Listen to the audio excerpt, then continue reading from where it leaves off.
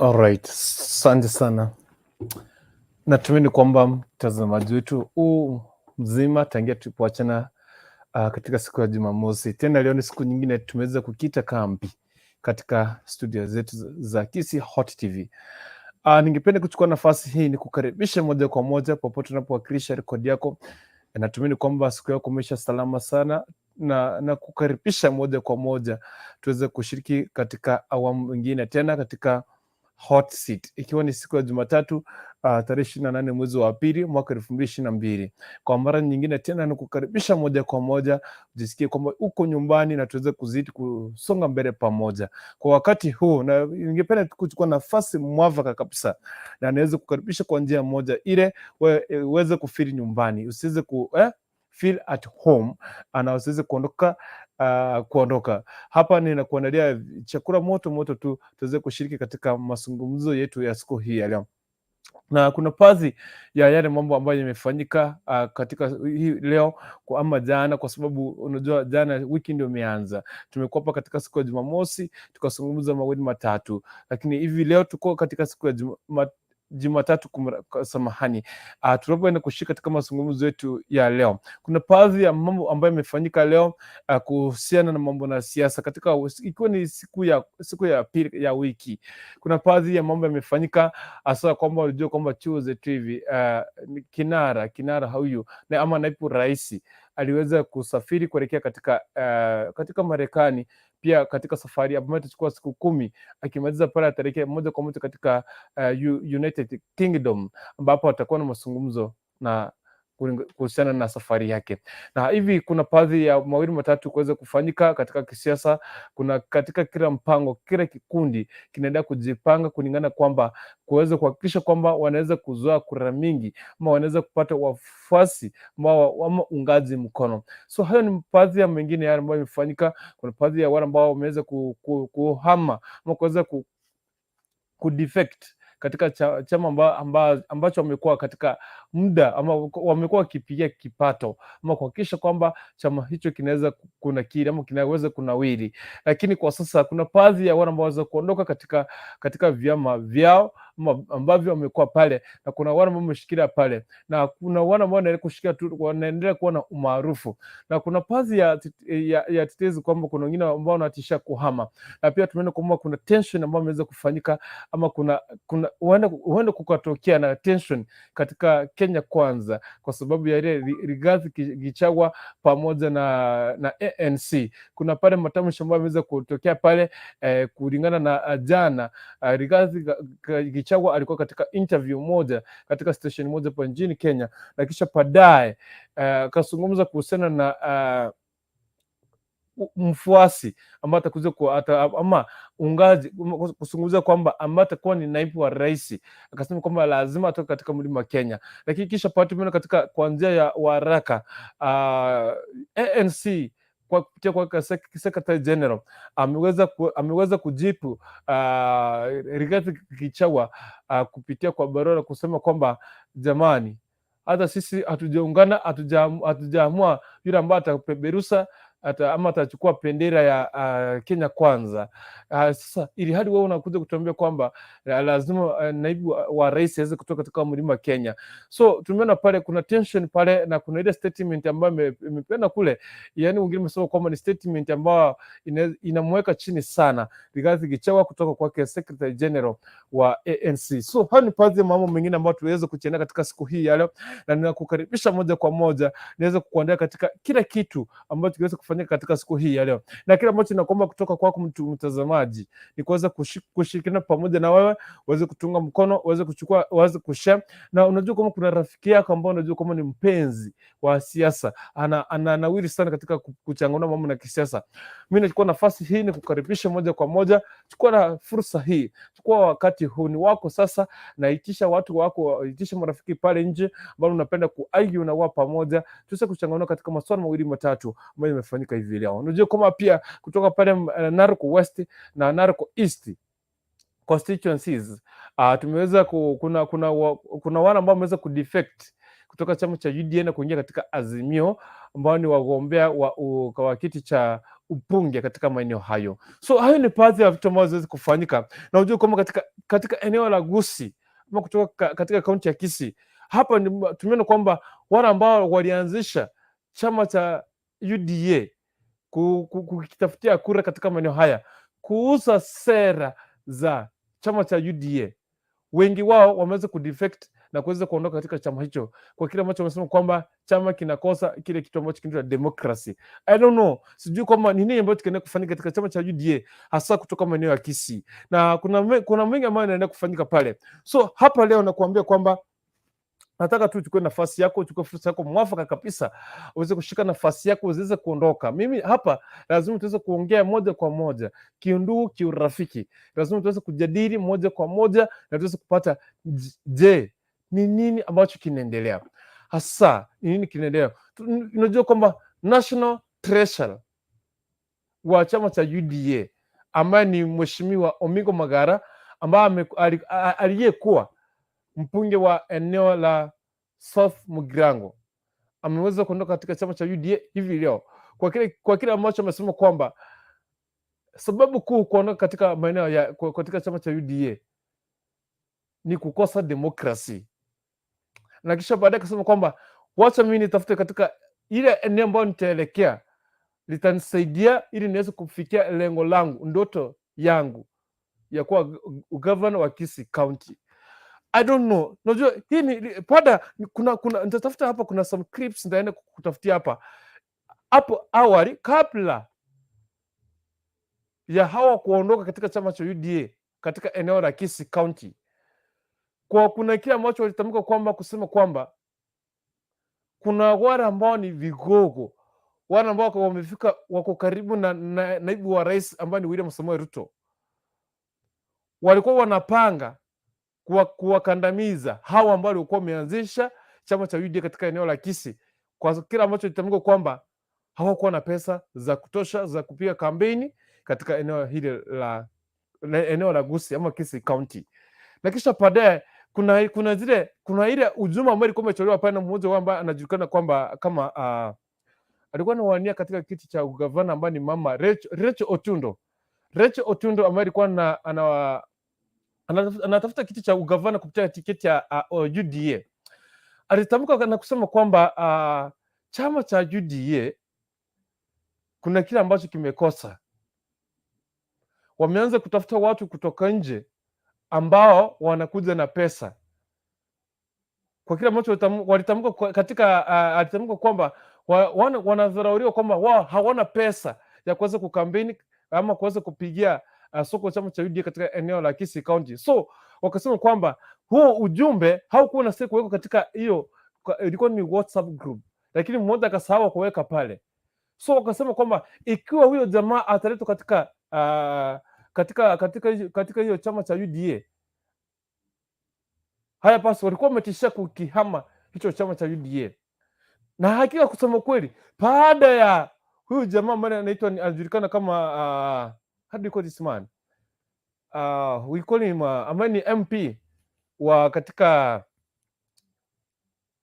Nyaribari, Machogo, Ezekiel Machogo, baada ya yeye kuweza kuletwa katika kile chama cha UDA, hiyo ndio imekuwa safari ya wale vigogo ambao wamekuwa undani kabisa, wamekuwa katika ushawishi wa kuweza kukusa chama cha UDA katika eneo la Kisii County kwa kuweza kuondoka. So hivi leo tukiweza kupata kwamba Omingo Magara ambaye amewania katika kiti cha useneta mara 2 katika Kisii County kuweza kukiondoka katika chama cha UDA na kusema kwamba atatafuta mahali ambapo anaweza kwa akiwa comfortable. Ni baadhi ya vitu mingi ambazo zimefanyika. Mimi hapa nasema kwamba nitakupatia linki moja kwa moja, tushirikiane moja kwa moja na tujue kwamba ni nini ambacho kinaendelea katika maeneo haya. So kama umefika ndani ya nyumba, tafadhali inakuomba uweze kufika pale, achukua link, share, tumia watu linki pale, waitisha waweze kuingia katika waingie kwenye show. Nitakupatia link hapo kwenye comment, utachukua hiyo link uingie kwenye show, tujadili moja kwa moja hasa ni nini ambacho kinafanyika pale katika chama cha UDA. Ni nini kimefanyika? Hao watu walianza vizuri, wametupigia kipato vizuri kufikia sasa hivi, wakati safari inaelekea kukamilika. Ni nini kinafanyika? Kila mmoja ameweza kujiondoa mmoja baada ya mwingine. Tukiangazia katika masuala hayo ya chama cha UDA, enda kuachia comment yako unaitazama ukiwa katika maeneo yapi, na hasa mawazo yako ni yapi, kabla ya kupatia na link ya kuingia kwenye show. Tunajua kwamba katika tarehe 15 mwezi March ama mwezi wa 3 2022, chama cha UDA ndio kitaandaa mkutano wa NDC ama any congregation ambayo yakuweza kuamua kwamba ni nani atapeperusha bendera ya chama cha UDA. Lakini kufikia sasa, jana Rigath Gachagua alikuwa katika station moja ambapo alikuwa anaangazia katika interview moja, na kisha baadaye sema kwamba ni lazima, it is a must, ni lazima naibu wa rais atakayekuwepo kuanzia 2022 mwezi wa 8 kuendelea tarehe 9 lazima atoke mlima Kenya. Swala ambalo limeweza kujipiwa na Secretary General wa chama cha ANC. Kuna ujumbe ambao umesema kwamba Honorable Rigath Gachagua has no authority to speak for Kenya Kwanza on the matter, hence his sentiments are premature. Imagine that statement imetoka kutoka kwake the Secretary General kwamba Rigath Gachagua hana authority ya kuweza kuzungumza kwa niaba ya Kenya Kwanza. Ujue kwamba hii Rigath Gachagua, he has been there since, amekuwa atangia uanzilishi wa chama cha UDA, na hivi sasa ANC wameingia pale na kuweza kuform chama, wakaweza kuform Kenya Kwanza. Hawachakaa pale sana, lakini sasa hebu jiulize swali hivi, Secretary General wa ANC anatoa nguvu wapi ya kuweza kujibu Rigath Gachagua kwamba he has no authority to speak for Kenya Kwanza on the matters, hence his sentiments are premature, untimely, unwarranted. That's a statement from Secretary General with Simon Gakuru, Secretary General wa ANC. Aliweza kuzungumza hayo. Kuna ile ujumbe ambao aliweza kupatiana pale ambao ni wa kukandamiza sana. Hivi I don't know what's happening pale UDA. So kulingana na mimi, huu ni uchanganuzi ambao tunafanya hapa mimi na wewe. Sawa. Pia we see Gachagua says Ruto's running mate must come from Mount Kenya. Underline the word must. What if Ruto aseme kwamba now sitoi mtu pale Mount Kenya, let me pick somebody from Nyanza, maybe from Coast ama from West ama Mdavadi ama akwe ni Waita. So Rigath Gachagua, nini kitafanyika? What will happen? Because you have said must.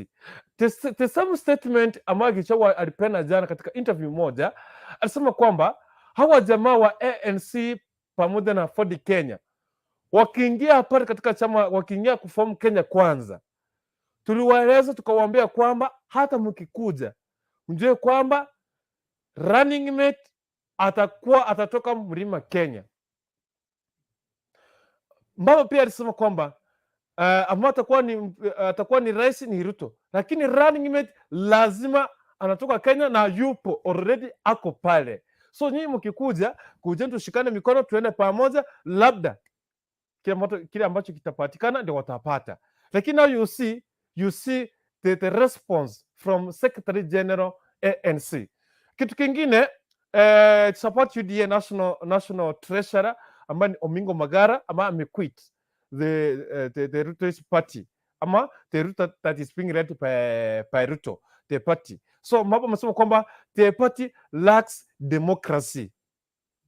You notice from Kisii County we had Rachel Otundo ambaye alikuwa ni aspirant governor Kisii County kupitia chama cha UDA. She defected the party Tuesday to last week, ambapo alisema kwamba kulingana ile simu ambayo alizungumza na yeye, aliambia kwamba yani wale ambao wako katika chama cha UDA kutoka eneo la Kisii County hawaelewi ile maana ya kuwa ndani, hawaelewi yani umuhimu wa UDA, hawaelewi, hawazingatii. Kuna baadhi ya watu waliweza kuondoka. Kibagendi ambaye amekuwa ni kijana wa nguvu, amekuwa akiorganize kila mkutano wa MCA ambao wako the current MCA, the incoming MCAs, amekuwa akiwaweka pamoja kwa kujua kwamba hakika UDA inasonga mbele pamoja. The guy aliweza kuondoka na kuweza kuingia katika Azimio. Kwa kile ambacho alisema we don't know. The same statement nilikuwa nimekuambia kwamba kabla ya hawa watu kuondoka walikuwa katika mkutano mmoja. Nikupatia hiyo clip. Wakazungumza wakasema kwamba tumeona kwamba dalili ya mvua ni mawingu. Kuna wale watu ambao wanasema kwamba wao wanaongea direct na Deputy William Ruto kutoka hapa Kisii County. Tumeona wakianza kutuletea watu wengine kwenye chama. Sisi ambao tumekuwa tukitengeneza chama, tumekuwa tukiunda chama cha UDA hapa Kisii County, tumenyeshewa, tumepigwa na jua, tunawekwa nje. Tunaona wakileta, kwanza walitamka jina, wakasema tumeona wakileta Ezekiel Machogu ambaye alikuwa ni aspirant governor Kisii County kwenye chama, na wakasema kwamba ni yeye amependekezwa kupatiwa ticket ya hiyo chama. So wakasema kwamba ikiwa ataletwa wataweza kuondoka kwenye chama cha UDA. Hakika na baada ya Ezekiel Machogu kuleta kwenye chama cha UDA waliweza kuondoka na wameanza kuondoka mmoja baada ya mwingine. Na nakumbuka vizuri sana the speaker ambaye ni nasema the acting speaker Kisii County, David Onuso, pia aliweza kuzungumza na uchungu mingi. Akasema kwamba ikiwa sisi tumefanya kazi na tumenyeshewa na mnatuletea watu kutoka nje wakuja kutureplace, haya basi tutaondoka, tuachie chama hicho cha UDA. Hayo ni baadhi ya mengine naye tutaenda kuzungumzia hivi leo kuhusiana na swala hilo. Na pale katika Narok County, Narok West and Narok East, tumeona pale baadhi ya the aspirant wa ujumbe katika maeneo hayo pia wameweza kudefect chama cha UDA na kuweza kuhamia katika eneo la Azimio. So I don't know what's happening. Hao ni baadhi ya mengine tutaenda kuzungumzia hivi leo. So mimi hapa nataka nikupatie link, nataka tu nishukuru Mwenyezi Mungu nipatie na link hapa, ukuje kwenye show tuambiane tu ukweli. What is really happening? Ni nini kinafanyika hapa ndani ya UDA? Ni nini kinafanyika? More especially we're talking about the national treasurer Omingo Magara defect chama cha UDA na kusema kwamba it lacks democracy. Second, Rigath Gachagua pamoja na ANC, there is a crash there, ambapo ANC nasema kwamba he has no authority to speak on behalf of Kenya Kwanza. Kile kitu ambacho kwa naongelea kuhusu running mate and whatever, hana authority. Na unajua ni watu wameingia chuzi katika pale chama cha wakatengeneza Kenya Kwanza. ANC ndio wameingia latest. But Gachagua amekuwa tangu wameunda kile chama, wamekaa pamoja, wametusiwa, wamefanya nini? So this time now imefikia sasa anaambia kwamba hana nguvu, hana authority ya kuzungumza. Hey. So let me pray and neka link hapo tuingie kwenye show. So funga macho yako. Precious mighty God, we bless your name. Thank you for this moment and thank you for this opportunity. Kabla tuende kuanza mjadala huu, tunakualika uanze pamoja na sisi na tuweze kutusaidia sisi kama Wakenya. Tunapojadili katika masuala ya kisiasa, tunaomba kuwe pamoja na sisi na tuweze kutuongoza kwa kila jambo. Tunaomba amani kwa nchi yetu. Tunaombea kila mmoja tunapozungumza katika masuala haya ya kisiasa, tuwe na amani na tuishi na upendo. Tunaomba na kuamini. Amen. Now, hapa sasa nataka niweke link hapa. Naona hapa kwenye comment section hapa kwenye comment hapa Francis Nyatuka, UDA imesha, hatutasahau 207, hata mimi nilihama. Francis Nyatuka, nini kilikufanya ukahama UDA? Makokoti anasema Makokoti channel, hello, karibu sana. Leta link bwana, na leta link Abednego Bogonko, hakuna UDA gusi, hata kama mmoja ni yule aelewe kiongozi wao vizuri, jamaa ni mbaya. Anyway, nitaingia kwenye comment baadaye, watu niwapatie link hapa. Nataka muingie kupa kwenye show. Dakika ni 40 baada ya saa 4 Afrika Mashariki. tarehe 28 mwezi wa pili 2022. Hiyo link nimekupatia hapo, ni link ambayo inakuleta moja kwa moja kwenye show. Nataka kupata maoni yako ni yapi? Wewe unaweza sema ni nini hasa kulingana na kile ambacho kimefanyika hivi leo? Unajua kwamba hatujafika mwezi wa 3. I don't know. Sielewi hasa nini kinaenda kufanyika. Hey, Makogoto Queen. Yes. Habari wako my friend bwana, nimekumiss. Habari wako? Mimi niko poa. Yes. Mimi nasikia tu furaha. Omingo Magara ametuondrea chama. Yes. Niko na furaha. Na hii furaha. Yes. Hii furaha inakuja hivi. Omingo Magara is nothing in Kisii County. Kai. Afadhali Machogu. Kwa Kenya Kwanza. Let us talk that. Kama Omingo Magara niangalia huko nje, Omingo Magara wewe ulisa kisiasa. Let us go back. Akiwa member of parliament Bogiranga mpaka ekirarenge member of parliament Bogirango, hakuna kitu yenye alifanyia watu wa South Mogirango. Kusema ukweli. Even Osoro alimwambia, kuna siku nyingine Osoro anamwambia, wewe hata hakuna kitu ulitufanyia hapa. If kama uko na hizo magrip, you can play it. Osoro alimwambia right. Hata Omingo Magara kama ananisikiza, hata ukiulizia member of parliament, MCA kwanza, MCA huwezi pata. Kwa nini? Jua kuna kitu yenye amefanyia watu wa South Mogiranga akiwa member of parliament. Nikuje niliona hapo ame defect. Kwani ame defect? Kurukundu. Kwa nini? Ameogopa mchucho. Angepita hapa hata na dawa angepita. Osoro ataweza mshinda. Osoro. So Kurukundu unanipata? Nakupata vizuri sana. Nakupatia nafasi yako hapa. Network yangu imekatika. I will come back. Okay, imeenda. So, sikiza. Tulia. Sikiza. Siendi. Acha nikuambie sasa yote. Huyo Omingo Magara ile chama ameondoa, alikuwa amepaka hata hiyo chama yetu matope. Kai. Ukweli si tunasema anga, unajua tungekuwa tunaambiana ukweli. Omingo Magara ameangalia Kisii County. Mimi ni mtu wa UDA, lakini Kisii County Simbarati atachukua kura. Hiyo ni kitu imeonekana. Si ati ni kitu tunaficha.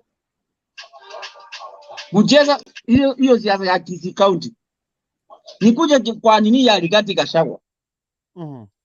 Ni kama hapa juzi niliona mnajipiga kifua. Kalonzo ameingia Azimio. Bra like that. Leo mlijua nini? Alisema nini? Bado. So, kwa Kenya Kwanza. NZ. Niliona hiyo barua nikiwa nimerani nikacheka. Imekuja Mount Kenya ndio itachukua deputy president. Hatuwezi chukua Rift Valley president, then tuchukue Western deputy president. Hiyo nayo iwesekani baba. So ile kitu mimi nasema kama Mokoko. Kwa Omingo Magara kama unanisikiza huko nje umetuondolea jam breeze. Wewe ulikuwa unapaka chama yetu matope. So Mokogoti Queen, let me ask you a question. Nimekasirika. Before we go to another Nimeenda. Tulia, relax. Kwanza nikuulize swali hivi, Mokogoti Queen. Do you know kwamba Omingo Magara ameulizia useneta mara 2 Kisii County na hasa akona jina kidogo kushinda huyu jamaa ambao anasema kwamba ni Ezekiel Machogu. Kuna clip na kutafutia hapa ambapo nakumbuka kwamba kabla ya hawa watu waweze kuondoka pale katika chama cha UDA hasa eneo la Kisii County, walikuwa na kile ambacho walikuwa wamelalama kwamba wale ambao ni wahusika wakuu wanaongea moja kwa moja na Deputy President William Samoei Ruto. Wasema kwamba wameanza kuleta watu wengine kutoka nje. Ikiwa huyo mtu akiletwa hapa ndani, wataondoka wote wamwache space. Ambapo tunaona kwamba baada ya Machogu kuingia kwenye chama, watu wameanza kuondoka mmoja baada ya mwingine. Na nakumbuka kwamba Onusu akisema kwamba Onusu ambaye ni speaker wa Kisii County sasa hivi, anasema kwamba naye pia ataondoka. So kuna baadhi ya wale watu ambao wamesema kwamba wanataka kuondoka. Sasa nikuulize, swali langu ni hili. So kati umesema kwamba alikuwa ameondoa jam Omingo Magara. Je, unajua kwamba ni nani hasa amepaki mwenye nguvu hasa kuna ushawishi anaweza tafutia UDA kura za urais katika kaunti ya Kisii? So kurukundu hapa hii maneno okay, kama ni Kenya Kwanza siku hizi sasa, unaona kama venye walifanya Narok wakaungana. Huyu Majogu, huyu mzae akona jina kidogo kuliko Omingo Magara, umeelewa? Sikiza, hiyo collusion venye imekuja, kwa nini haku defect wakati hakukuwa na collusion? Si alikuwa na chama yake, kwa nini alifunja chama yake akaingia UDA? Si angeendelea na chama yake kama alikuwa amejiamini? So hawa ni wale mabroka, unasijenga wale mabroka. Omingo Magara ni broker number 1 kutoka Kisii.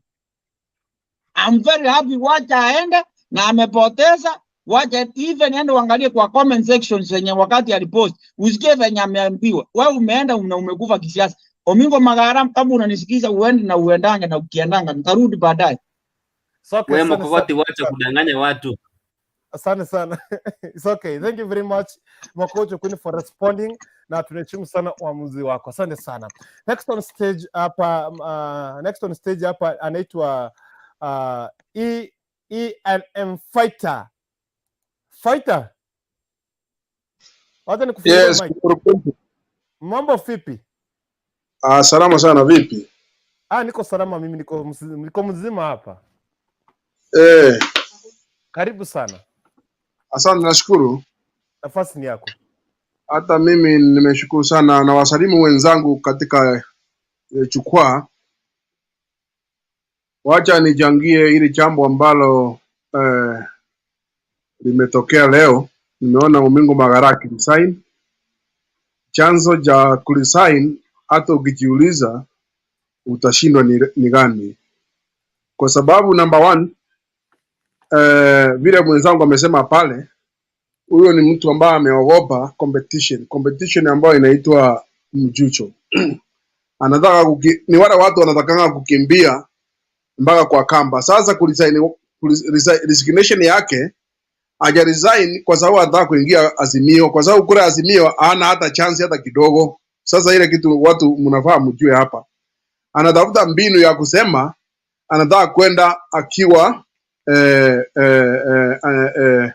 how do you call it, on a ticket ile ambao ni kibinafsi, independent. Unaweza kujiuliza sababu yenye inaweza fanya yeye ni national treasurer ya party. Inamaanisha kwamba kama sio ubinafsi, yeye ndiye ako karibu sana na jama hata kule juu.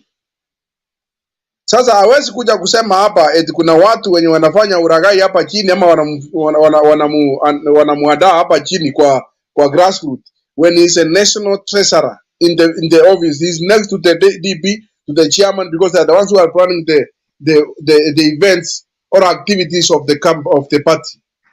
So in short, when I look at him as a mtu muoga, ameogopa mchujo, anajua hata pita.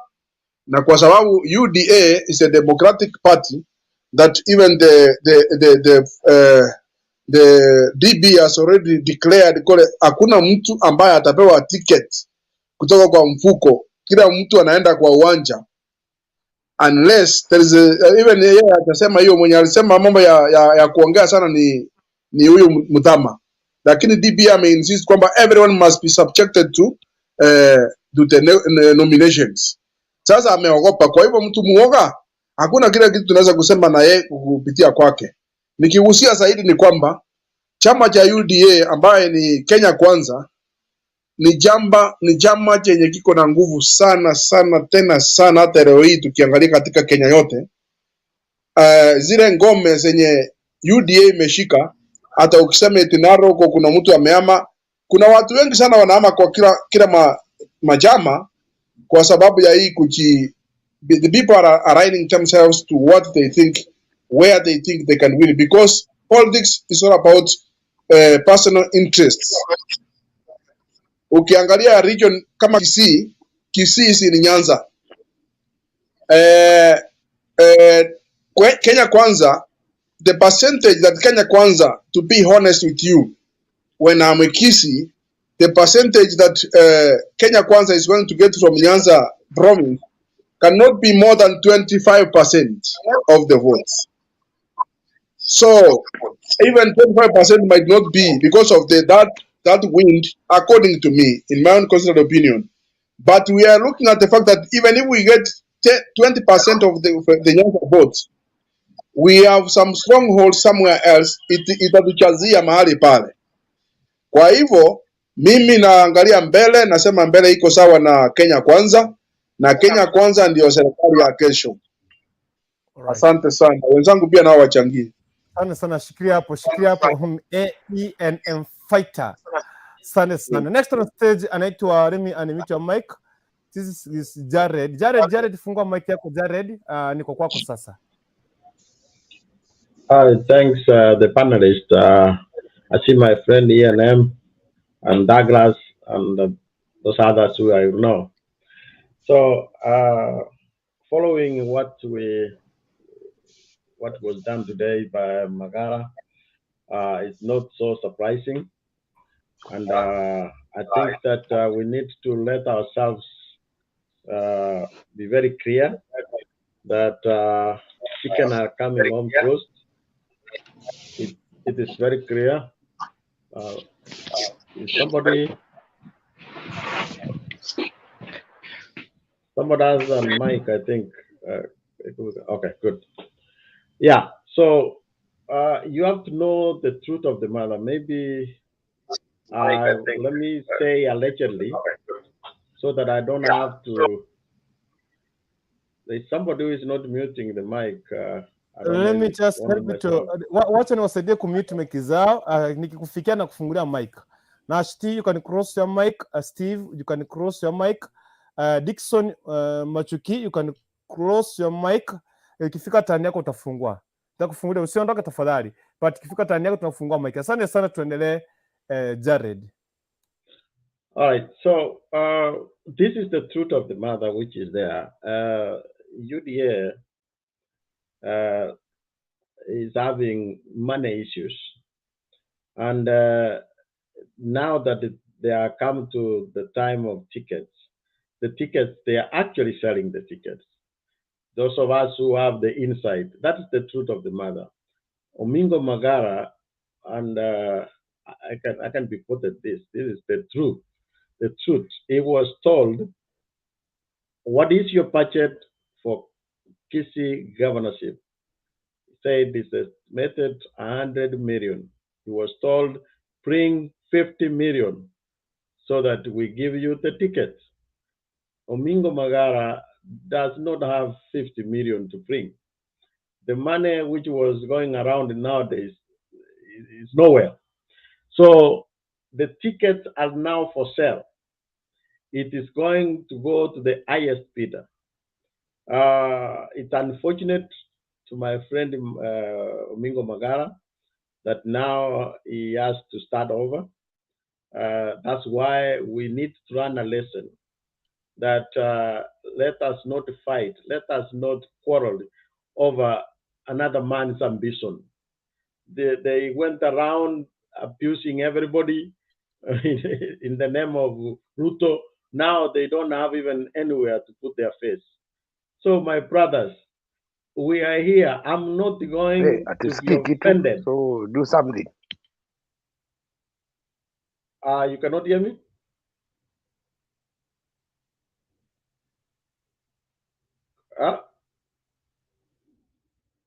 You're on mute.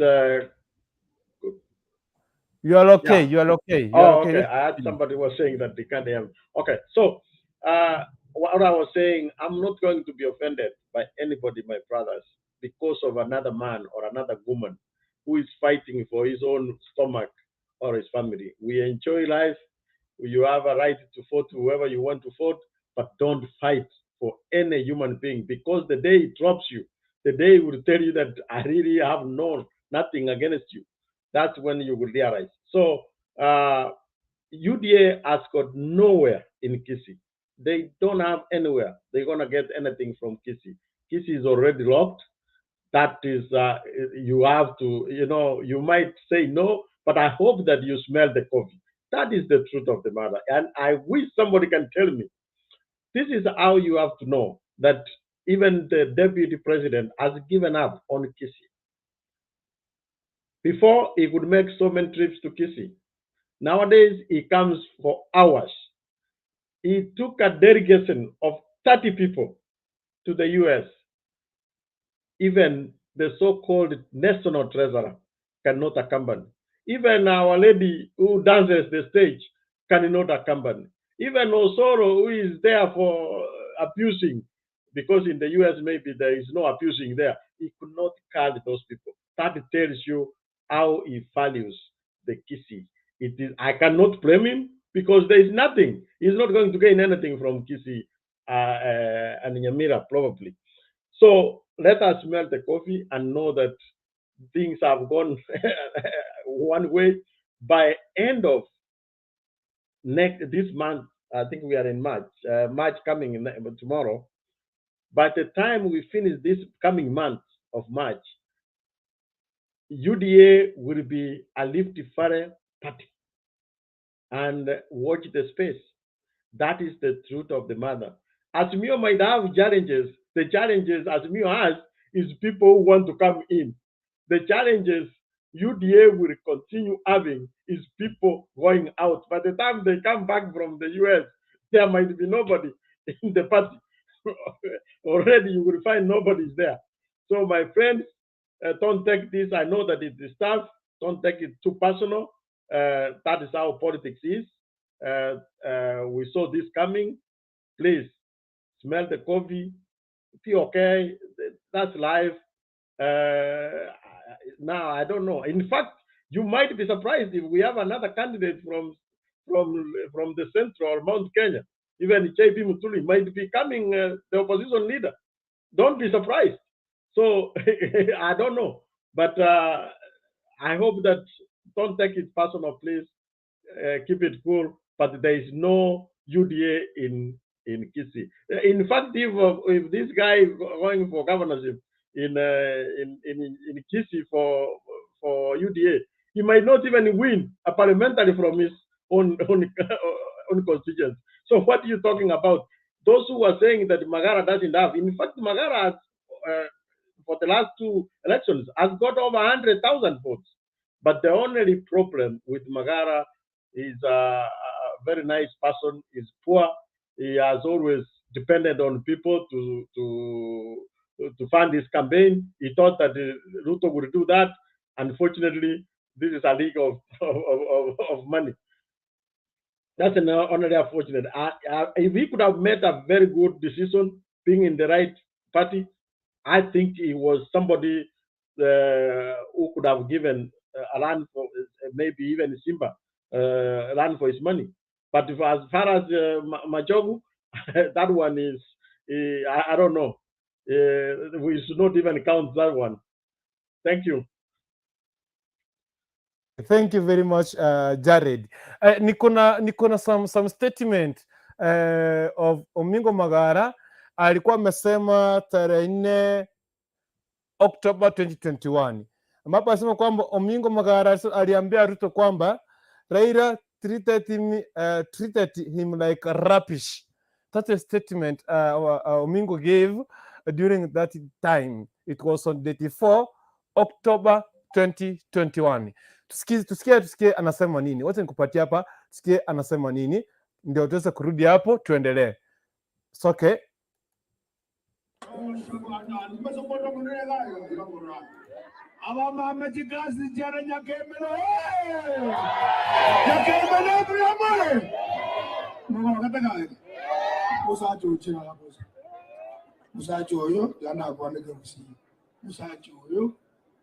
watu wachake kiama kia ODM nere toko chikoni muntu ndemata bwegara tokamile kunya marabe bagora toira mortega negimono ebe koro to gatina taribo ebe koro to kedia take tipo ye koro to igacha abasa benga yayi kanta ige to gukwa ne sokoro ya no mugusi umenye maete boyo amanyingaye naregusi igakorera maki momorengereri ibagarie gikoroto umubekire ko mutu koruza ko wamutige gikoro mubekire kindo kiege eyaki gogi yaki ora borobiobo president, the 5th president of the Republic of Kenya. Nionyesha kwa mkono kama mmekubali Ruto hapo. Nionyesha mtu wa mkono.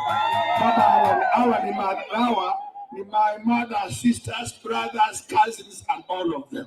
Ya pili tuule moinalia stwali. Mtu amenya alia. Na nje tinyo watikende. Moinalia no mundu busa. Omuntu yakero musora ko mukuraiga koretara machi mwajira mana asoke Ruto igarenge koko pilot ya ODM nike narenge likanika narekoronga nyarmana ko rainga kim amagurumbi ya kibure kitu chake na bochinga boss ngachikoronga limo 2007 kaja kibure kinjoronga chibunga ikatribuka ngachikokororoga 2017 ngaronga nyaro kaya asokire ngabata binge limbo were tego chiane tekole troga 2017 techie diane nona ko kame jamaba naro eri wana magare onye na abata bigate bu atubuleki ya ODM ninki ayogo korai nitori gutage tiusire. Okay, that's a statement that trara nyara kurugavu igwa statement Omingo Magara akwanete tare 4. Ile statement ambayo sungumuza tarehe 4 October 2021 katika maeneo ya South Mugirango pale Nyakembene inapatikana katika ward ya Waikanga ward ambapo mheshimiwa Silvanus Osoro anatoka, wakati ambapo walikuwa wanapatiana school pass ya shule ya upili ya Nyakembene. Hii ndio statement aliweza kuzungumza kuhusiana na ODM ama Raila Amolo Odinga. Lakini leo tuliona kwamba katika maandalizi yake ya kuweza kudefect chama cha UDA kulikuwa kumepambwa na ile kala ambayo inaashiria rangi ya Azimio. Je, mheshimiwa Omingo Magara, hivi sasa gari imekuwa nomo, breki zimekuwa mmenunua au sio? Tusikie hapa unasema nini. Mheshimiwa, unasema aje? Mbona ukame jamaba naro eri wana magari onye na abata bigate bu atubuleki ya ODM ninki ayogo korai nitori gutage tiusire atini kama abega atapate bilo kinege manego ikibo gani egari ya kure kebu atubuleki tafadhali tushuke chini akaisha gosoro mwanjebe aisha kama anjebe sasa mheshimiwa amesema kwamba gari haina brake, haiwezi tembea, watu washuke waingie UDA. Lakini sasa hatujui kwamba gari brake zimenunuliwa. So next on stage hapa nilikuwa naelekea kwake Douglas. Douglas, you are the next. Mshero Chito nakuwa na pale na Shiti nakuwa na pale na Shiti come nafasi kwa nisha kwa Keva Mwangi, Dominic naona pale Boniface Ongwesa, wote naona Chris Omuze, Frank Drew, Arisha nakuona pale. Napitia comments baadaye. Lakini kwa sasa tusikie kwake Douglas, unasemaje? Karibu sana Douglas, nafasi ni yako. Aya kuntu wairire vyatata. Let me say this with all honesty. Tuko kwa season ya politics. Na ya politics si mchezo ya watoto. Politics ni game ya wanaume. Na lazima ukuwe na roho ngumu. Hapa ndio kuna propaganda EMM fighter, lazima ujue hivyo. Hii ndio wakati wa propaganda, ni wakati wa kutoa ukweli, ni wakati wanaume kuanikana, na ni wakati watu kufanya maamuzi. Mimi ningependa kuuliza watu wa Kisii hivi. Mimi ni Mkisii, but nataka kuuliza watu wa Kisii. Hasua mtu tu aniambie, isipokuwa hizi propaganda zingine, ni nini hii inafanya wanachukia Raila? First question. Question number 2. Omingo Magara alipokuwa UDA alikuwa treasurer. Na kila mtu alikuwa anasema Kisii tuko na appointment. Wakianza kumention wanaanza Osoro, wanasema Magara, wanasema wengine, hawako wanasema Magara huyu hana effect, muache kidogo. Alikuwa wao number 2 hapo. Sasa hii ametoka nimeona mitandao watu wanaanza kusema oh, ana impact, wacha kwende, sijui alikuwa anataka pesa, sijui what. Bwana, siasa ni realignment ndio inaendelea. Mkipoteza mtu, kubali kwamba ameenda, lakini let us plan our house. Na mtu akishatoka hiyo chama, nyinyi wengine hamujakuwa hiyo chama ndani. These are new party. Na chama mpya zikiwa hivyo zinakuwa na issue zao. Inakuwaje mtu akitoka ODM akiongea vibaya juu ya ODM, watu wanaanza kusema oh, ODM yenyewe iko hivyo. But sasa ametoka UDA akiongea mambo ambayo yako kwa UDA, watu wanaanza kusema eti hapana, hakuwa na impact. Hiyo ni hypocrisy. Na lazima tukemee hiyo if we want to build our politics na tukue vizuri. Nani Kuntu, jana uliniacha hapa na Caleb. Ilikuwa jana majuzi Caleb. Si wewe, ilikuwa jamaa mwingine. Ule nani? Na Caleb. Tulikuwa tunaongelea mambo ya siasa ya Kisii. Nini imefanya mpaka Kisii tumebaki penye tuko? Ni hizo siasa za hypocrisy ambayo tunajaribu kucheza. Hata kuna uvumi kwamba huyu Osoro pia anapanga maneno yake, hayuko steady vile. Na ikitokea hivyo kwamba atatoka hapo, nitasema sawa, well and good. Tafuta mwangaza. Hata kama nilikuwa independent, hypocrisy wacha. Ndio maana saa hii hata nilikuwa naambia rafiki yangu mwingine mchana mwenye alikuwa anabadilisha kura, nikamwambia afadhali hata tusikue na hiyo ODM, tusikue na UDA, hata watu wakuwe independent, but we have credible leaders, watu wenye wanaweza kusaidia Kisii yetu, Kisii pia iinuke. Inakuwaje region zingine people are developed? I'm in Nyandarua County, my friend, barabara za lami ziko katikati ya village, wanaanika mahindi kwa barabara, mbuzi zinalala kwa barabara. When in Kisii para ya Metamayo, it has taken ages to be completed. Why? Because we don't have leaders. Watu tu ni propaganda na hypocrisy kila wakati. No, we must stand firm as Kisii region, tuchague viongozi ambao watatusaidia. Kutoka kwa Magara UDA, ile face value na ile maneno amesema, at least kuna watu wawili watatu waine atatoka na wao kwamba hii chama sio credible. Hata vile alikuwa anafanya press conference, alikuwa surrounded na about 20 people. Those are 20 votes UDA imepoteza. So watu waseme tu kweli kwamba they have lost. Let them go to the drawing board, watafute mtu tena wa kureplace hapo. Number 2, Rigath Gachagua amesema tu vizuri kwamba the DP position is reserved for Mount Kenya, no negotiation. So where does that put in Musalia Mudavadi and Moses Wetangula? If Musalia Mudavadi and Moses Wetangula wataenda kupewa cabinet slot, what will come to Kisii under the KK alliance? That basically means then Kisii, the best we can be given is a CAS or ambassadorial position, which will not help us. So we must rethink our positions. That is my humble submission. Kuntu, wacha wengine wachangia, I'll come back wakisha nirushia maneno. It's okay. Douglas, thank you very much. Sawa. Shikiria hapo utapa. Labda mtu atakuuliza swali. Let me go to Fred Nyabari. Unmute your mic. Fred akimaliza tuende kwake this guy. Tundo. Nashikiria umeshikilia mbali. Yes, Fred Nyabari, nafasi ni yako. Jambo. Jambo bana Kuntu, natumai wana Kisii tuko salama. Na nimefurahi kujiunga katika mawasiliano haya, nami hili nikaweza kuleta jambo moja ama mbili ili tukaweza kujielimisha. Karibu sana. Asante sana, nimeyapata yale ambayo bwana anajiita ENM, bwana Jared, bwana Douglas na wengine ambao waliotangulia wenye wameweza kuyanena. Sasa mimi ningeweza kusema kwa machache kwamba saa zingine sisi kama Wakisii lazima tuweze kurudi nyuma, tuweze kuangalia historia imetutoa wapi. Unajua pia historia inatuelimisha tuweze kujua tunaenda wapi. So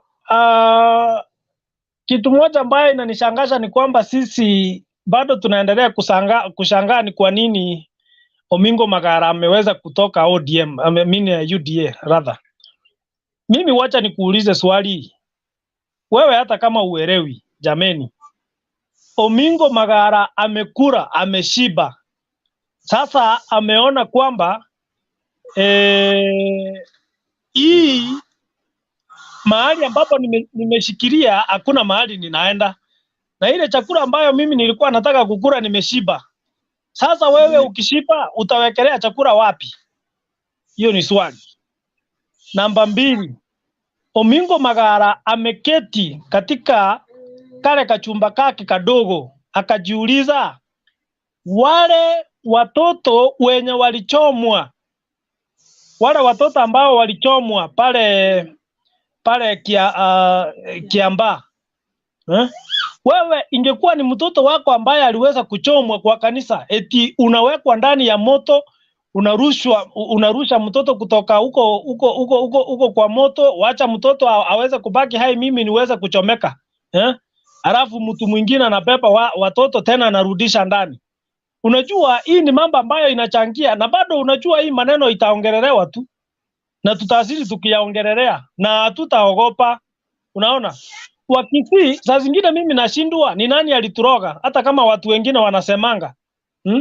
Kwa nini tusiweze kukaa chini tujiulize akili zetu zinafanya kazi? Wakati mimi nasikia watu wengine mna support Uda eti Kisii, na sisi tulikuwa tuna support mtu ambaye alikuwa anaitwa William Samoei Ruto wakiwa pamoja na baba, tunawasupport tukawapigia kura. Tulifanya nini ambayo tulikuwa tunachomwa sisi? Watoto wetu tunapigwa mapanga kama ng'ombe.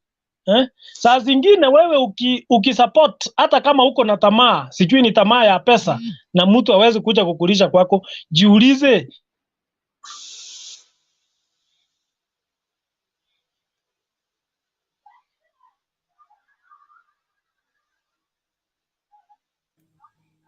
Yes, gone network hapa.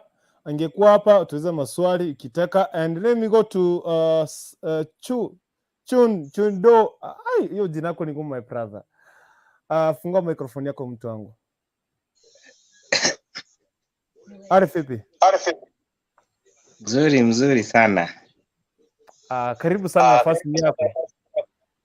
Sasa nimeona saa hii siasa imekuwa mingi.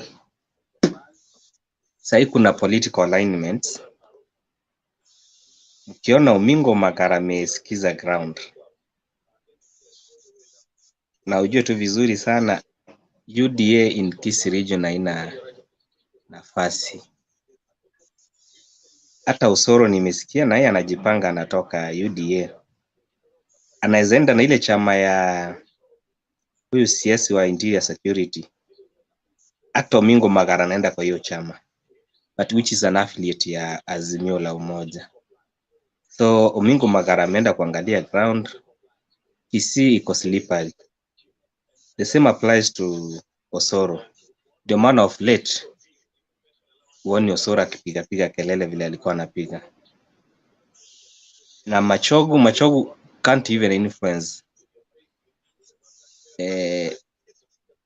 an person in Kisii.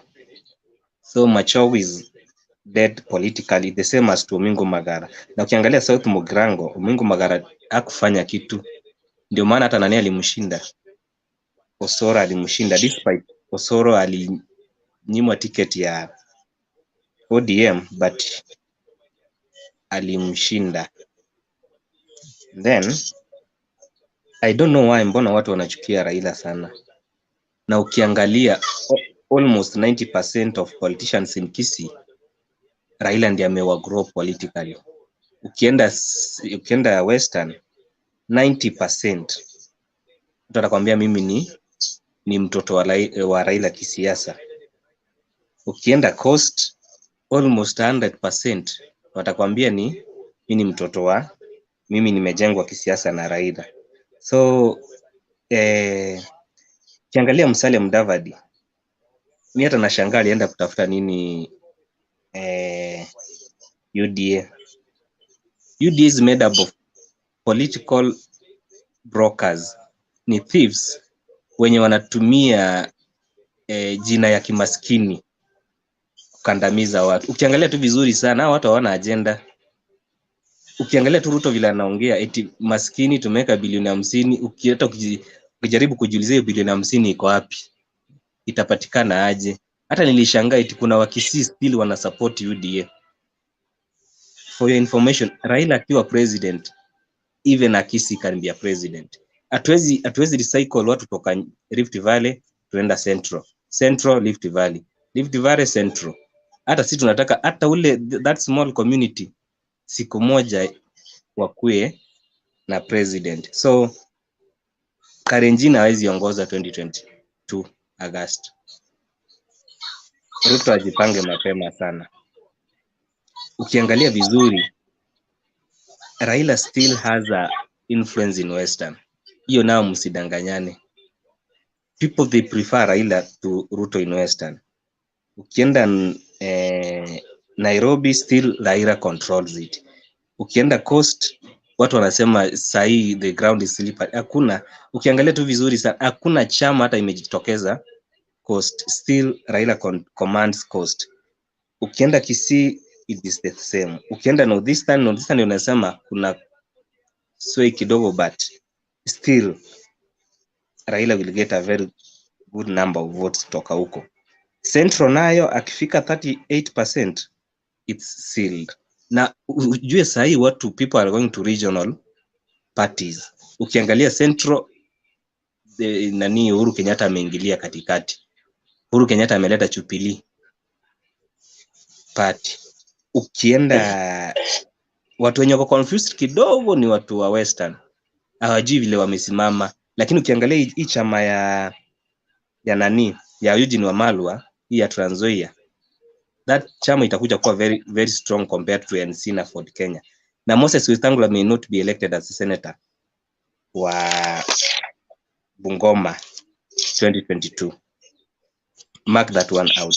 Juu ile force yenye iko sahi Trans Nzoia ikuja na kina Natembea, ikuja na kina Wamalwa, ikuja na huyu Wafula wa Munyinyi, they are going to make sure that they edge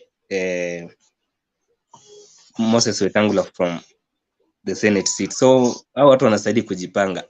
I am even asking myself, hao watu walienda nini kutafuta UDA? Already wanasema the running mate atatoka Mount Kenya. So these Western guys wako na nini gani? Kalonzo yeye anaonekana ako Azimio, lakini lazima apinge tu kidogo ndio inaonekana alikuwa deviant, ndio asilete aibu. So Omingo Magara has no influence sana kwa UDA. Automatically hakuwa na influence kabisa. Hata kitoka it's not a big impact, but nilisikia he was there just something ahead of elections.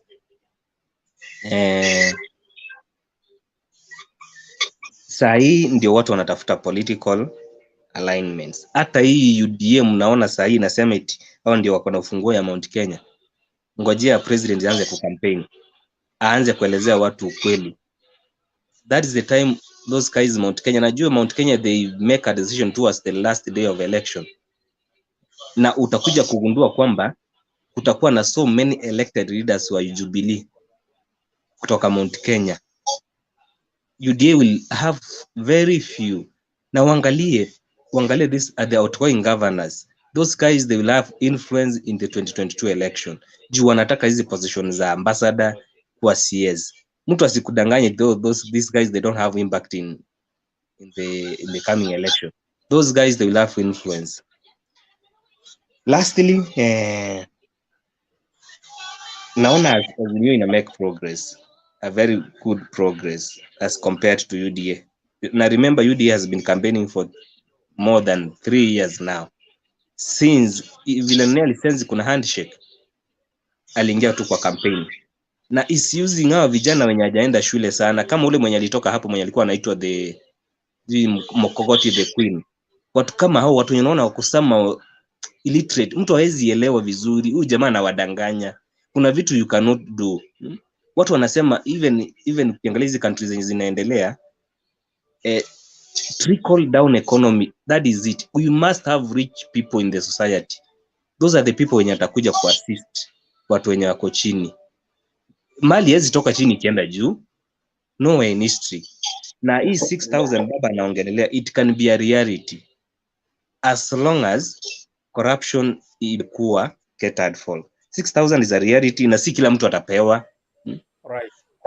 Na ndio maana inaitwa social protection welfare. Those guys in society wenye who live below $1 a day. Okay. That is my submission. Okay, right. Thank you. Unaweza funga mic. This is Mohammed. Dr. Beg Mohammed. Ni wewe ama nimefanana na yeye? Ni mimi. Umenipotea sana daktari. Sawa, funga mic. Tutatafutana. It's okay. Niko na namba yako, I'll look for you. Thank you very much daktari. Nangoja ufunge mic ndio niongee. Yes, thank you very much. So asante sana. So next on stage nataka kuleta na Shti, Omosh, Chris yako hapa, Freddy Nyabwari yako hapa.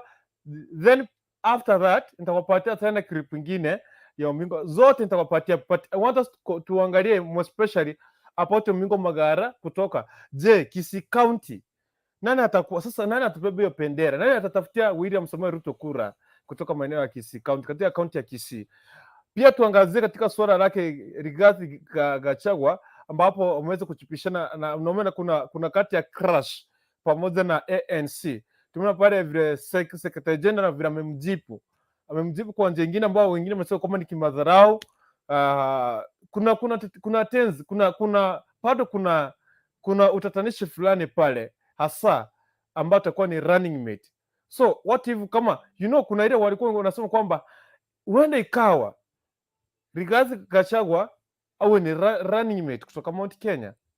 Mbona ana react hivyo haraka na bado hajafanya ule mkutano wa kuweza kusema ni nani atapeperusha bendera ya Kenya kwanza? Next on stage watu sikize na Shti, nafasi ni yako. Na Shti, karibu sana.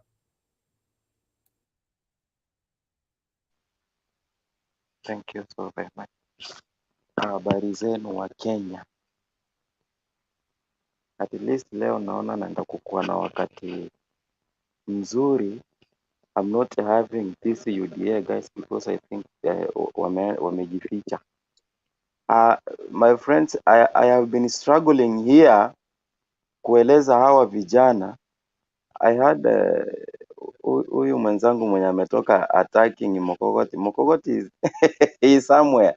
He's coming. Be ready. I hope hajakusikia. Huyo kijana ni hatari. Umemwataka, I think hajasikia. Okay. Kwa upande wa mjadala wa leo, I think now the true colors of DP imeanza sasa kuonekana. He has been complaining of politics of conmanship, lakini ukweli kabisa yeye ndio conman mkubwa wa politics. Huyo mtu ni msawa, akuje kwa region yako akutumie, and anyone smart anaweza ona hii kitu from way back 2013 when they campaigned with Uhuru. Mungu akawasaidia wakashinda, na Uhuru made a blunder yenye hiyo blunder imelast for the last 9 years, yenye imemfanya huyu jamaa Central ako more popular than even Uhuru himself. So huyu ni jamaa mwenye anakuja atakutumia, akishaona kwamba ground inakukubali anakutupa kando. That's what exactly is happening. What is happening? Na believe you me, mnaenda kuona mengi haya. Hii ni ile ya kuanza tu, mnaenda kuona mengi kama haya yatatokea. Maana ukisikia Narok leo, huyu jamaa analia na kuna story ingine inasikika chini kwa chini, japo ni ngumu ku happen. Pia Murkomen, kuna vyenye Murkomen, huyu sio yule Murkomen mwenye tulikuwa tunajua from way back. There is something happening down there. So huyu jamaa, hiyo ni kawaida yake ya kutumia watu.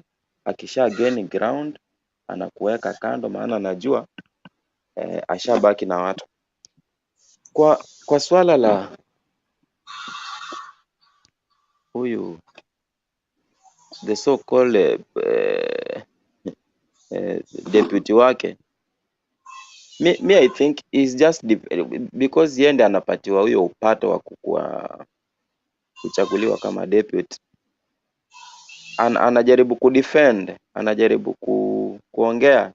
Unajua ni kama jogoo ikiwa kwa boma, ikiona jogoo ingine imeletwa inaanza kuwika ikipiga mabawa hivi, ndio hiyo jogoo mgeni ijue kulikuwa na jogoo yenye ilikuwa hapa.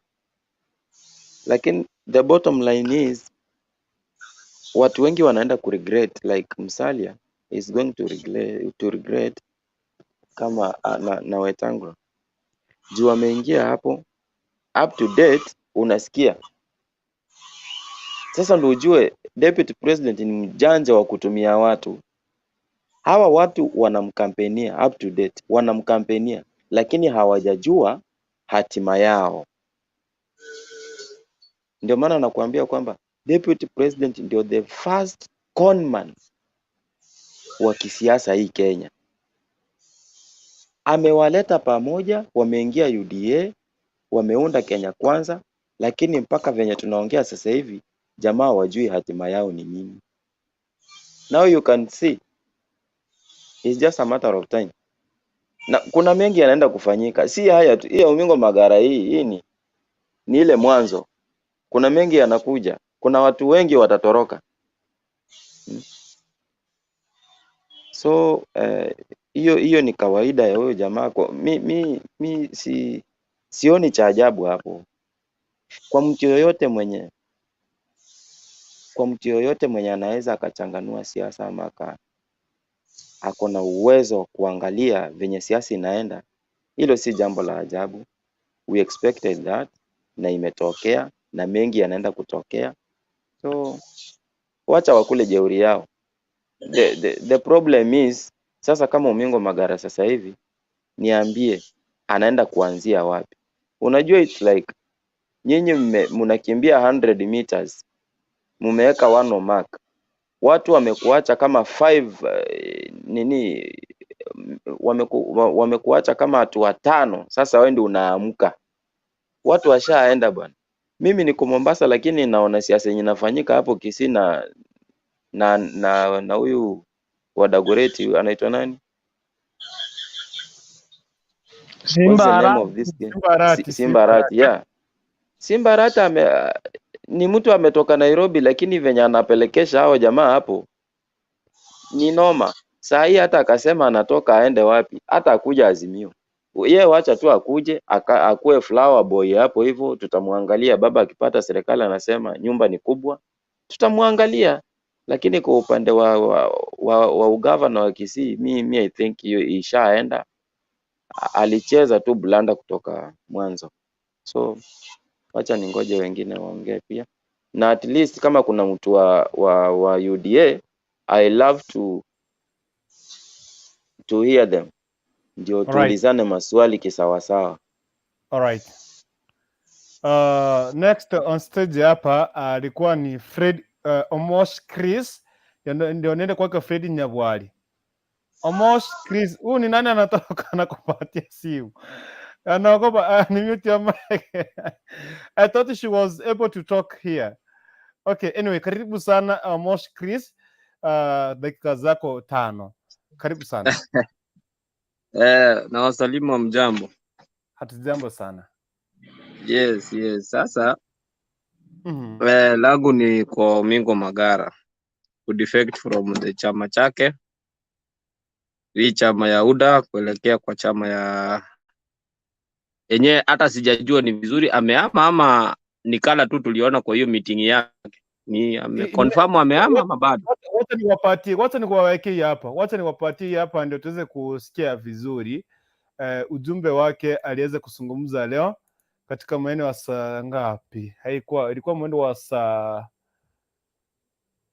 ngapi? Saa 7 ndio huyu. Wacha nikupatie hapo usikie vile alisema. Mtania radhi kidogo tu tusikie kwamba yale ambayo alizungumza, na hasa sababu kuu ambayo iliweza kumfanya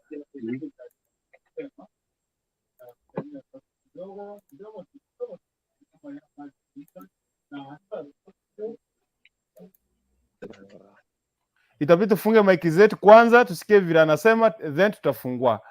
So wacha nikuletee hiyo. Sawa sawa. And Kenyans at large. First and foremost, I send a goodwill message to all Kenyans from all walks of life. I pray that 2022, being an election year, we show maturity, we display tolerance by accommodating divergent views, knowing too well at the end of it all, Kenya must win by having all of us unite and grow our nation as peace-loving brothers and sisters. Secondly, I would like to thank all those that have supported me in my political journey. I promise to continue being resilient, honest, and accountable to my people, whom I serve with humility and distinction. For a long time, I have harbored an ambition to be the Kisii County governor through the UDA party, where I was also the national treasurer. There are since been developments that render my candidature through UDA party impossible. After considerable reflection and consultations with my people in Kisii County, national leaders, family and friends, my political future and ambitions must be sufficiently addressed, cannot be sufficiently addressed by the UDA party. I therefore immediately resign as a party member and as a treasurer. I continue talking to other political players with a view to finding political suitors that align with my vision for Kenya and that will respect the ethos of inclusivity by crafting a future that weaves a fabric that appreciates every Kenyan's dream and aspirations. As you can imagine, this has been such a heavy decision to make, as we must always allow the voice of people we seek to lead prevail over the above the personal ambitions, and that the voice seeks to be wanting a different direction from a path and I'm currently on. The voice of the people is ultimately the voice of God.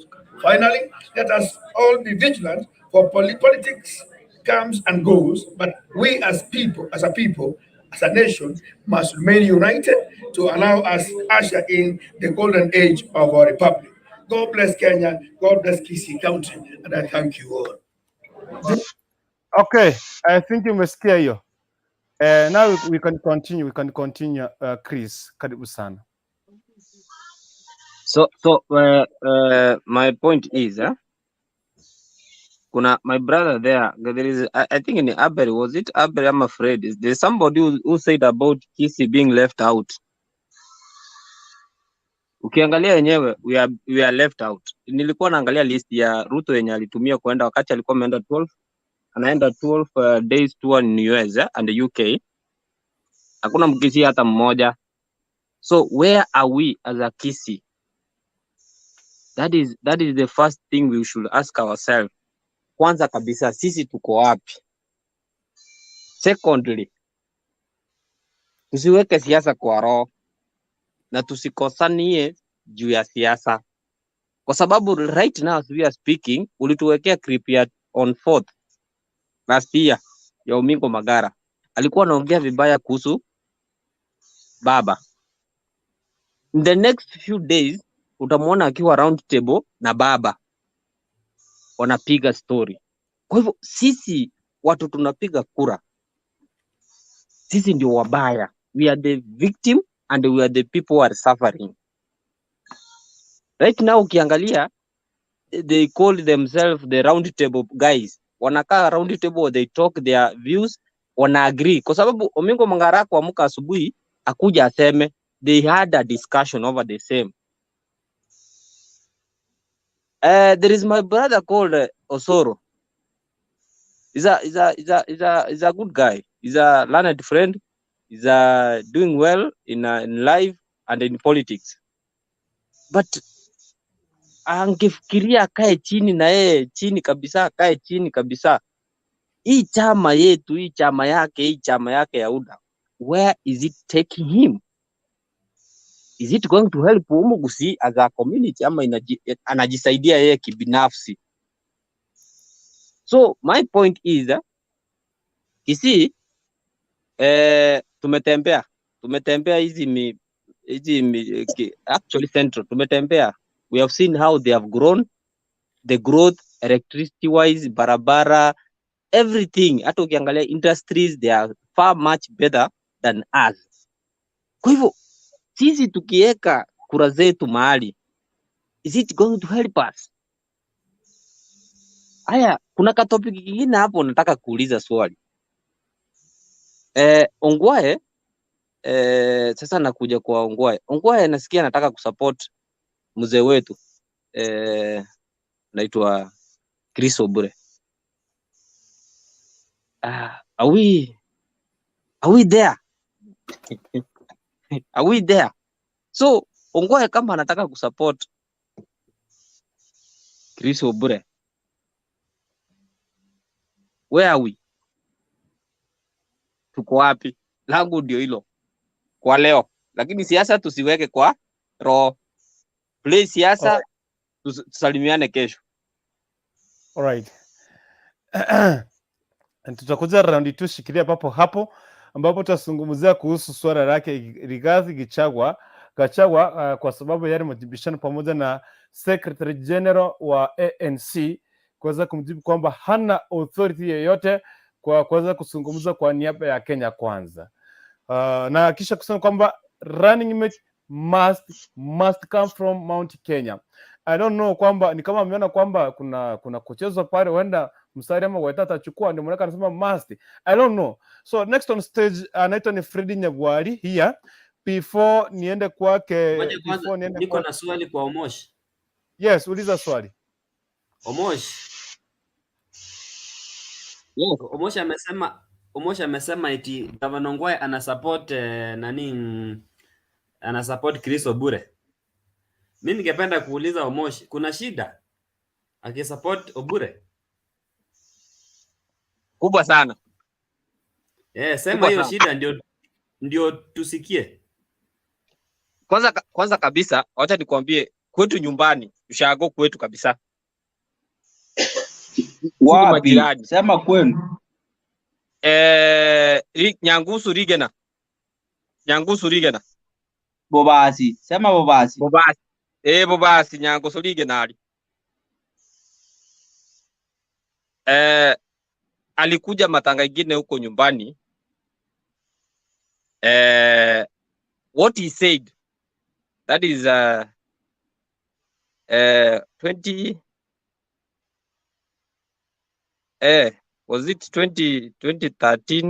14, 2017, 2018 wakati alipewa CS, CAS, I think that one, chief of administration.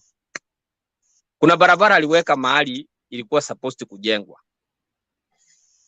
barabara ya lami. Saizi nikitoka hapa Nairobi nikienda Ushago na changa gari lale Nyangusu, mimi nitembee mguu ama nitumie pikipiki inipitishe mbali. Yeye mwenyewe alisema, acha nikukatize kidogo nikurekebishe.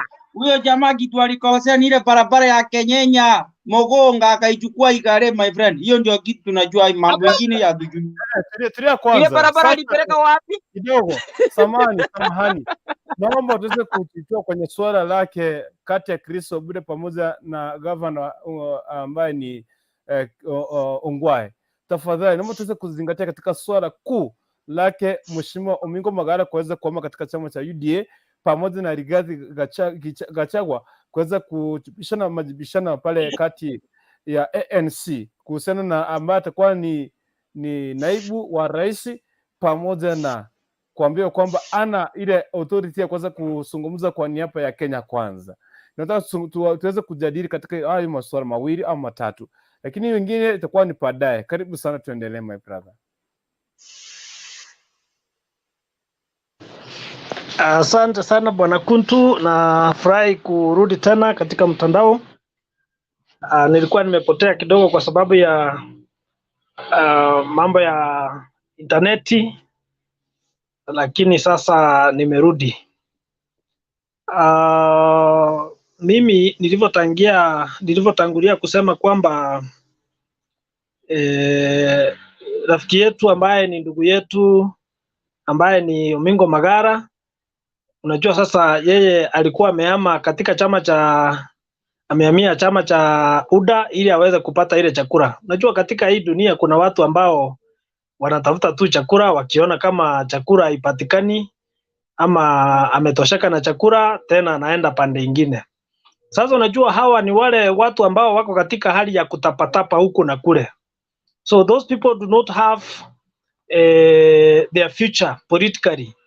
So mimi ningeweza kusema kwamba jamaa huyu sasa ameona kwamba muungano wa Azimio ni muungano ambayo umekuja kukua muungano kubwa, na bado sasa ameona kwamba ile njia ambayo anaendelea kufuata ni njia ambayo iko na giza. Kwa hivyo sasa hawezi penda tena kuendelea na hiyo njia kwa sababu hakuna mahali inamuelekeza. Kwa hivyo wenzangu, tusikue tu tunashikilia kwamba sijui ni kwa sababu jamaa ameona kwamba sijui kama hakuna cheo atapata. Hapana, wacha tuseme ukweli kwamba ile njia yenye anatembea ni njia ambayo haina it doesn't have any light politically. Kwa hivyo sasa ukweli ni kwamba Omingo Magara decision yake ni decision ambayo hata kama ni mimi binadamu ningeweza kufanya, kwa sababu hakuna mahali anaenda. Kwa sababu hakuna mtu unaweza niambia kwamba Wakisii wamesahau ile maneno ambayo walitendewa 2007. Not unless kichwa yako haifanyi kazi. Najua lazima mimi niwaambie Wakisii na msiseme nimewatusi. Wacha niseme kwamba mimi sichasahau, ama sisi kama Wakisii hatuchasahau, na lazima turudie tena vizuri. Yule wa kusikie asikie yale mambo ambayo sisi kama Wakisii ama jamii ya Mkisii tulifanyiwa pale Kiambaa. Unaelewa? Tunanyanganywa mashamba kwa sababu najua sisi ni watu wa huko nje. Tunauliwa kama kuku, kama ng'ombe, watoto wetu, mtoto mchanga anajua nini? Unaua mtoto mchanga anajua nini? Sasa ile injili saizi tunafaa kuwa tunaweka katika eneo letu la Kisii ni injili ambayo mwenzetu ambaye anaitwa Omingo Magara ametangulia kutuonyesha, kana kwamba hii chama ya Uda haina faida. Kwa ukweli haina faida kwa jamii ya Mkisii. Kwa hivyo tujiandae, kwa sababu sasa penye tunaelekea inaonekana kama kuna mass transfer, kuna mass movement from a regional party to a national party, and of course you know the regional party ni hii chama ingine ya Kwisha. Kwa hivyo mimi ningeweza kusema kwamba wale ambao mnashikilia hii chama ya Kwisha, nyinyi endelea kushikilia hiyo chama, lakini sisi tunaendelea kufanya nini? Tunaendelea kuzonga mbele na tunaendelea kuungana ili tuweze kutengeneza ile chama ambayo itasukuma Wakenya mbele. Namba ya pili ni kwamba nilikuwa nasoma mtandao nikaona jamaa mmoja akisema kwamba ukiangalia venye Rigath Gachagua anaongelesha Wakenya, na ni wapi ukweli iliandikwa kwamba Rigath Gachagua anaweza kuwa deputy president wa hii Kenya, wa nchi yetu ya Kenya? Hakuna. Kwa hivyo Rigath Gachagua asilete makasiriko. Hii ni siasa. Unajua tukiwa katika siasa inakuwa ni kama ni karata, ni mchezo wa karata pata potea. Kwa hivyo asiweze kusema kwamba yeye ako na direct ticket. Unaona? Sasa hata kama anakuja na machungwa, mimi nilikuwa naona Wakikuyu wenzake wakimuripria, wakimwambia kwamba hakuna, kwanza wenyewe hawakuwa comfortable kwanza na yeye kukua deputy president. Unaona? Sasa ile uchungu akonayo sijui ni ule wa kutoenda huko USA.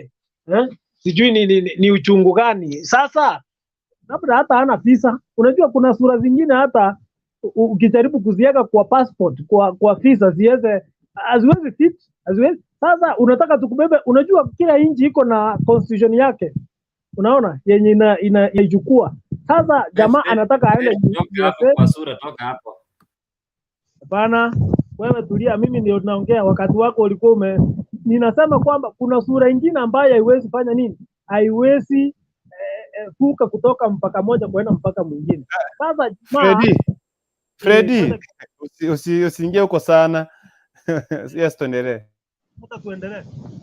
Sasa mimi nilikuwa nasema kwamba hii chama ambayo inaitwa UDA haina mwelekeo. Wewe unataka kuingisha katika chama ambayo sisi hatuoni. Hebu shughulikia sauti yako tafadhali. Kama unatumia earphones fika karibu. Hatukupati vizuri. Yes? Oh, ndio nasema sawa. Wakisii tunafaa kujua ni chama gani ambayo iko na interest ya humo Gusii. Hiyo ni kitu ya kwanza. Unaona? So sisi kutuweka katika kachama kengine ambayo kako na personal interest. Wewe niambie hawa majamaa wa UDA wanaangukanga Rift Valley ama hata katika ni mashule. Unajua mimi niko na historia. Hata katika shule za Rift Valley wanaanguka hizo mashule kila wiki. Ni siku gani? Ni wakati tu wanataka kuja kutoa 500, sijui 100, waite watu kwa mkutano hapo, waambie kuja valia hii t-shirt tukupee 1000. Leo usiende shambani, usiende kuchuna hata majani chai, usiende kulima hata kuchuna hata mboga, ndizi. Unaona? Sasa kazi yetu sisi ni kuenda kukita kale katika mikutano ndogo ndogo ili tuweze kufanya nini? Kupewa sijui 200, 500, kwa sababu sisi hatuwezi jifanyia kazi. Hapana, inji yetu ya Wakisii ama region yetu ya Wakisii tuko na direction, na mimi ningependa kuomba Wakisii kwamba tujielewe tunatoka wapi na tunaenda wapi. Hii maneno ya kutuletea mambo ya watu wawili wanataka kutugawanya. Huyo jamaa Osoro mwambie kwamba ajiandae mapema. Ako na kibarua kubwa hata kama anaona kama anaenda mahali. Kwa hivyo wacha mimi niwaambie Wakisii tufikirie maneno ya kusupport Azimio la Umoja, kwa sababu ndio chama ambayo inaweza tufikiria hata kama ni kidogo. Juzi nilikuwa naona gari moja imechoma magari zetu hapa na watu wetu wengine hapa hii barabara, wakati hii gari ilikuwa imebeba gasi ilipuka hapa Maimayu. Ni watu gani unafikiria walichomeka? Mimi ni magari gani ilichomeka huko? Property ni za kina nani? Sini zetu sisi Wakisii. Ako ka barabara, at least wacha tupee mtu ambaye Freddy, you are playing petty politics ya utoto. Hapo nitakutoa. Because this channel is an international channel. Because you are talking something yenye hata iko kwa topic. It's okay. Mogogoti, I am driving my point home. Unless you are from another country, so that you cannot be able to understand what I'm talking about here. So, wacha mimi nimalizie nikisema hivi. Ndio Mogogoti naye aongea ile international politics. Wacha niseme kwamba ile chama ambayo itatuchukua mbele ni Azimio na hakuna chama ingine, na watu wa UDA mutasimia na mutazama kabisa na muishe. Asante. Alright, asante sana. Urugundu. Yes. Urugundu. Kabla hujaenda, Freddy, kidogo. Freddy, fungua kamera, acha kufunga kamera nikwambie kitu kimoja. Freddy, one thing nataka nikwambie, hii ni siasa. Kuna mwenye ako na echo.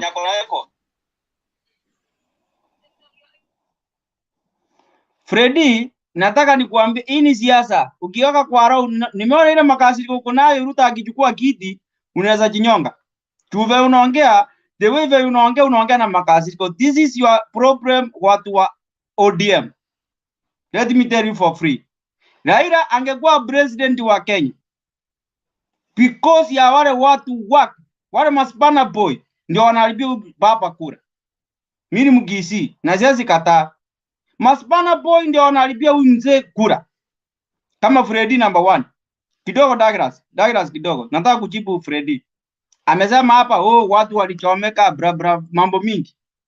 Mimi of course mwenye atajukua ndasaidika ama nisisaidike, but Freddy, let me warn you. Ndingo goita no Mugusi. Tikangwa nezeke Gusi. Ene TV ekoroka n'abantu abangi. Abantu abugwate bambarema. Ene byasara bya kurukundo. Amangano gokwana kurwa somonu na baragere asara likurukundo byasara. So kero gokwana ibintu binde Freddy Ominto twara beka mangana buya. No, Freddy, listen. Mbuyango kwana njeneke gusina kwana. Tigabono ngichengote tulikuwa na nini ya huyu jamaa anaitwa Omingo Magara. Na mimi nilisema clear. Omingo Magara nimesikia mkisema hapa na manga. Ni kama saa zile ng'ombe zinapigana, ile ng'ombe inzoni inashindwa inaara. Wacha nikwambie. Omingo Magara ameona akifika nomination ni kubaya. Sasa amesema hapana, acha ni harare kwenda hapa nione kama nitaenda Azimio. Azimio hakuna mahali anaenda. Kisii County iko under Simbarat. Mimi ni mtu wa UDA but kwa kuchagua even Martha Karua to advise. Mzuri sana. Chagua MCA, MP, women rep, senator, mtu mwenye unaona. Lakini mambo ingine tuachane. So Freddy mije ndeza kuambia hii maneno nasema ati watu walichomeka kwani 207 nataka nimuulizie 207 Raila ndiye alikuwa anaulizia kura ama ni Ruto? Najua sometimes inashindwa kuelewa. Sawa Makogoti. Okay. Kuntu ni mjibu Makogoti ama nakupea mjibu nisome comment mbili hivi alafu kisha nikupatie nafasi. Douglas ameinua mkono pale kisha baadaye ndio niwaelekeze tunaelekea wapi. Jennifer karibu. Jennifer Emma Chaledi karibu sana. Dickson Hagoi Freddy anatupa kombora kama zile za Russia. Relax Pro. Nyaboga Vincent Ruto atachukua kiti from who, when, how? PM the page. J James pitia hapa.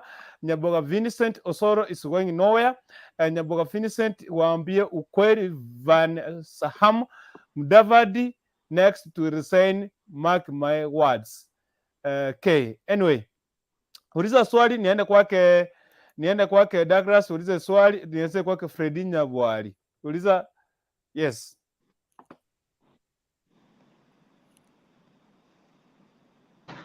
Sijui ni mimi unaongeresha Kuntu ama mimi nilikuwa najibu rafiki yangu ambaye ni Mokogoti.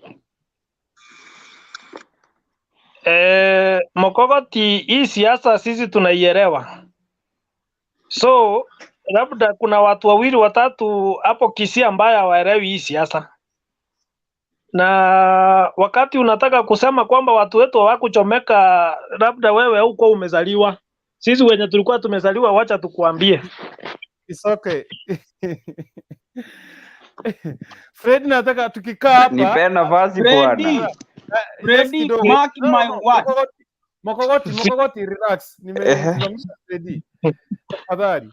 Tunazungumzia swala lake Omingo Magara kudefect katika chama cha UDA pamoja na Rigath Gachagua ambaye ameweza kukandamizwa na ujumbe fulani kutoka kwake Secretary General wa chama cha ANC. Kusema kwamba Honorable Rigath Gachagua has no authority to speak for Kenya Kwanza on the matter, hence his sentiments are premature, untimely and unwarranted. So that's the statement from ngari baga nkuwa nero changero muchango network ya chandiro bobe Freddy nakupatia nafasi. So according to this statement, this is a crash. I can call it a crash in between ANC and Rigath Gachagua. As you know, Gachagua, he has been there since the start of UDA. Hao wengine wamekuwa wakitusa wengine. They have come and they have joined this they have formed Kenya Kwanza. So when Gachagua said the assistant president, the DP must come from Mount Kenya. Na ANC wamemjibu kumwambia kwamba yes, no authority to speak on behalf of Kenya Kwanza. Inaashiria nini? Ni kumaanisha kwamba kijana pia amechezwa. Labda walikuwa wamehaidiwa hapo awali kwamba tupatiwe katika kiti cha unaibu wa rais. I don't know. Hao ndio maswali nataka tuchanganue kidogo tusungumzie. Lakini yale mengine ya zamani tafadhali naomba tuiache kwa siku nyingine. Kwa sasa sababu Douglas ninajua kama ulikuwa umeinua mkono juu. Lakini kwa sababu Freddy amesema kwamba network ni kuna shida kwake. Tafadhali naomba tumruhusu asungumze, akimaliza utauliza swali kisha baadaye kuna ujumbe fulani nataka kuwawekea hapa kutoka kwake Rachel Otundo, pia aliye defect chama cha UDA kutoka Kisii County. Alikuwa anagombea kiti cha ugavana kaunti ya Kisii. Kwako Freddy. Nawasalimia jioni ya leo bwana. Hamjambo. Nataka kurukuntu mimi sasa naanzia kwa Gachagua Rigath.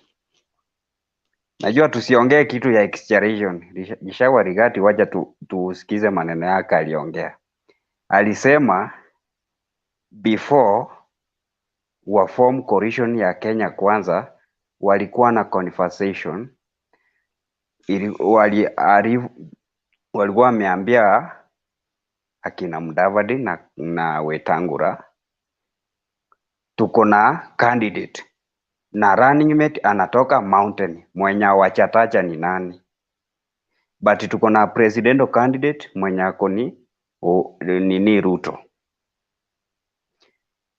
Hiyo ndio kitu aliongea. From there hao watu akina Mudavadi wakienda kwao huko waliambia Waluya tuko na sababu tulijoin hao watu, tunajua kitu tunafanya. Sasa maexaggeration mingi tuache bwana, hiyo huko hakuna shida. Na hao wenye wanasema eti hao wameenda ng'ambo, wakirudi watapata kila mtu ameama, although hata watu Jubilee wameama. Sijui kuna mwenye anaitwa Sini King'ara wote, na yeye aliama Jubilee akasema hataki hiyo Jubilee, wacha isimie kwenda Azimio. Omingo Magara kuama kwake UDA haina impact. Of course hata mimi singempigia kura hata angekuwa UDA. Omingo Magara ana any impact kwa ama UDA. Rachel Otundo ni nani? Sasa amewahi kuwa nini?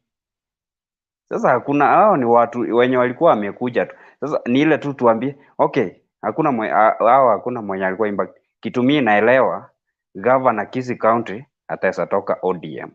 Mwenye atashinda tiketi ya ODM ndiye atakuwa Governor Kisii County. Lakini kama sisi vijana, kama nikiwa mmoja wao, mimi kura yangu ya presidential candidate itaenda kwa UDA. Anataka Kwa Kenya Kwanza.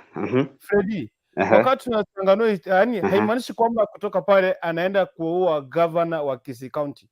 Kuna ile pigo ambalo naibu wa rais William Ruto atapata, hasa mtu ambaye ataweza kumtafutia kura za urais katika hapa Kisii County. Ukisema kwamba hapa tumeona kwamba baadhi ya wale ambao wamekuwa wakiusa chama cha UDA hadi kimefika mahali kimefika sasa hivi ni Rachel Otundo, David Onuso, Kivagendi, this man is Sylvanus Osoro, Omingo Magara, this who is this, and some MCS who are at the MCS, the incoming MCS. They have been sitting together, they have been reasoning together. Akina Sairi Chanda, hao ndio watu wamekuwa wakiusa Ruto, ndio wamekuwa wakitembeza Ruto. Now they have gone. Watu ambao wamekuja ni wageni. For example, Machogu hajui kwamba mkakati wa kwanza ulikuwa umeweka wapi na umefikia wapi. Ndio si. So hapa nataka tuongelelea hasa pigo katika chama cha UDA hapa Kisii County, hasa katika kiti cha urais. Nitakupea example moja. 2013 kulikuwa na watu wali defect Jubilee. Tukasema sasa Jubilee imeisha Kisii County. Imeisha kabisa, tukasema hata hawataweza. Wali defect wengi sana, wakaingia ODM, tukianzia Ongeri, mmoja wao alikuanga Jubilee 2017 akaingia ODM. Tukasema sasa Jubilee haina kitu yeyote Kisii. Lakini the end of the day Jubilee regain seats mingi Kisii kuliko ODM. So Omingo Magara tangu akuwe MP kitambo sana, hata nilikuwa on that time mdogo. Sasa hao wenye wamekuja, it means unaona kitu nikuambie, nilikuwa nakupea example. Sasa wacha nikuja on direct point. Kabla tuende mbele, umesema kwamba Jubilee iliweza kuchukua viti mingi Kisii kuliko ODM. Unaweza niambia ni viti ngapi? Okay, minority. Okay, who are the minority and who are the majority in Kisii County. Kwa sasa nakwambia kwa nini kwa UMP, kwa MP sio MCA. Hebu hesabie tukianza tuko na constituency ngapi katika Kisii County? Si tuko na 9 constituencies. Sasa unaniambia kama mimi si mtu wa Kisii. Naam. Haya pass kila tuko na 9. Haya pass kila constituency tukianzia zote 9. Uniambie MP na chama ambacho kiliweza kumpeleka katika kiliweza kumpeleka katika pale. Nikuhesabie wote. Nikuhesabie wote. Na kwa hao 9 hakuna ODM. ODM ni juzi imepata. Tuko na huyu nani? Huyu hapo Nyaliwa alichache. Inaitwa aje hii imeguza hapo Mwembe. Imeguza Mwembe, hiyo inaitwa aje? Tongi ni Jubiri. It's okay. Karibu wakati kwa ambao wanajulikana bwana. ODM imepata kiti juzi. Haikuwa na jamaa hata mtu hata mmoja. Wacha tusiharibu wakati kwa hiyo. Excuse me. Sasa we had naomba mnielewe. Tulikuwa na kitu kinaitwa NASA ambayo ilikuwa imetengenezwa na vyama. Ford Kenya ilikuwa pale, KNC ilikuwa pale ndani. Tulikuwa na kuna baadhi ya vyama ambavyo vilikuwa pale ndani. So hao watu atakao mtu aliweza kutoka pale akachukua kiti, alikuwa ndani ya NASA ambayo ilikuwa na umoja. Ilikuwa na umoja. Wakisema kwamba kiongozi wangu angekuwa ni Raila Amolo Odinga. So kulikuwa na NASA, ilikuwa ni NASA ilikuwa imebeba kati ya vyama vilikuwa pale ndani. Sasa wacha nikuje ta point Kurukuntu. Yes. Unajua sisi kwa UDA tulisema tunataka fair nomination and credible. Hao watu wanatoroka walikuwa of course mapema, walikuwa nafikiria venye wanauza Ruto wataenda kupewa direct nomination. Hiyo ndio imeanza kosi, wamejua kwa ground ya wako. Hiyo ndio wameanza kutoroka kupweka. Hiyo nitasema wanapweka. Sini Recho Tondo, sini Raila Tundo, wote huyo na Omingo Magara, they have nothing. They cannot be a governor in Kisii County. Let them count off. Hata number 3, 4 watakuwa number 5 kwenda huko. Wameogopa nomination. Hakuna pigo tumepata kwa UDA au watu wakitoroka. Hakuna pigo yeyote. Ni kitu tuko aware, hatutapata governor Kisii County. Hiyo ndio tuko aware, hatutapata governor. But hao kutoka hakuna kitu kingine hakuna any effect tutapata eti hatutapata kura Kisii County. Kura siko kwa wingi sana. Na kitu nataka kukosoa huyo mwenzangu, nilifikia akisema sijui I think alikuwa anaongelea crisis ya 207. Hatutaki kukumbuka hiyo maneno. Hatutaki kabisa kukumbuka hiyo maneno. Wacha tupige kula kwa amani na tumalize hiyo story. Because tunataka nchi yetu ikuwe developed. Tusikuwe na Russia na Ukraine. Wacha tujipiganie sisi tujenge nchi. Na ndio maana sisi Kenya kwanza tunasema economy first. Pesa mfukoni. Sio kujenji constitution. Na msianze ku-criticize our sambo ya nini ya wheelbarrow hiyo na. No, it's sawa. Okay. Kurukuntu, unaweza kunipa nafasi? Simu yangu inaleta shida hapa, inajemuka mbaya. Petri inaisha, sijui ni kwa nini. Unaweza kuniruhusu nisungumuke? Wacha ni kutoka kwa Douglas nikuje kwako. Haya basi Douglas.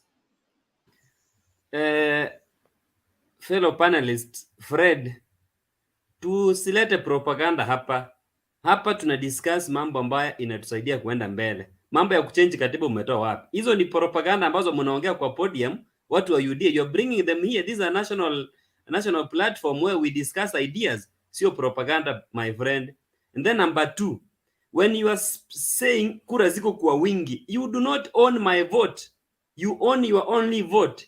Sema mimi kama Fred ambaye ninatoka usijui Nyamiranga ama wapi, I'm going to vote UDA. Don't speak on my behalf. I'm also a Kisii and I do not subscribe to your idea.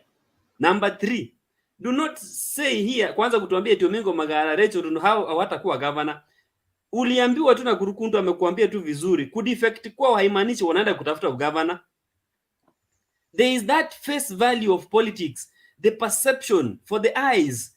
Kuna wale watu ambao wamevuta from your side and you must accept that, Fred. Ngoja kwanza, Wacha nikujibu basi. Ngoja Fred. Relax. Tulia. Relax. Wacha haraka ya watu wa UDA, my friend. Relax. Hapa wanaume wako hapa na wanaongea siasa. Namba ingine, Fred, what you must understand. Hiyo mambo unasema eti hawatapata ugavana eti number 3 hata number 4, hiyo toa kwa hesabu. Kuna zile kura ambao wamechukua. Alafu wewe haujakuwa kwa UDA, hakuna nomination UDA imewahi carry in this Kenya. How sure are you that they are going to have a free and fair nomination? Na wakibango hizo nomination utahamia wapi? What will you tell people? So stop peddling hypotheses and insinuations. Speak the reality on the ground. Na lazima ujue a heated campaign kama hii ya 2022, lazima nomination iwe Kenya kwanza, iwe anywhere, italeta shida. Na ndio hiyo imeanza na akina Rigath Gachagua. Rigath Gachagua ungemwangalia vile alikuwa anaji-express, my friend, ungesema it was a joke. He means what he says. And if Ruto does not appoint a running mate from Mount Kenya, they will leave him. And that is a fact. So, imeshaanzia hapo. Na ujui mbona nani Kibaki ndiye alitoka UDA? Hujauliza. Mbona Ominga ametoka UDA? Hujauliza. Na why is it that ni Kisi wanatoka? Western pia walitoka. Unajua ukianza kusema eti kura ziko kwa nani? Sema yangu ipo. Sawa, wacha nikujibu. Ulisikiza mambo ya Rigath? Rigath alisema clearly before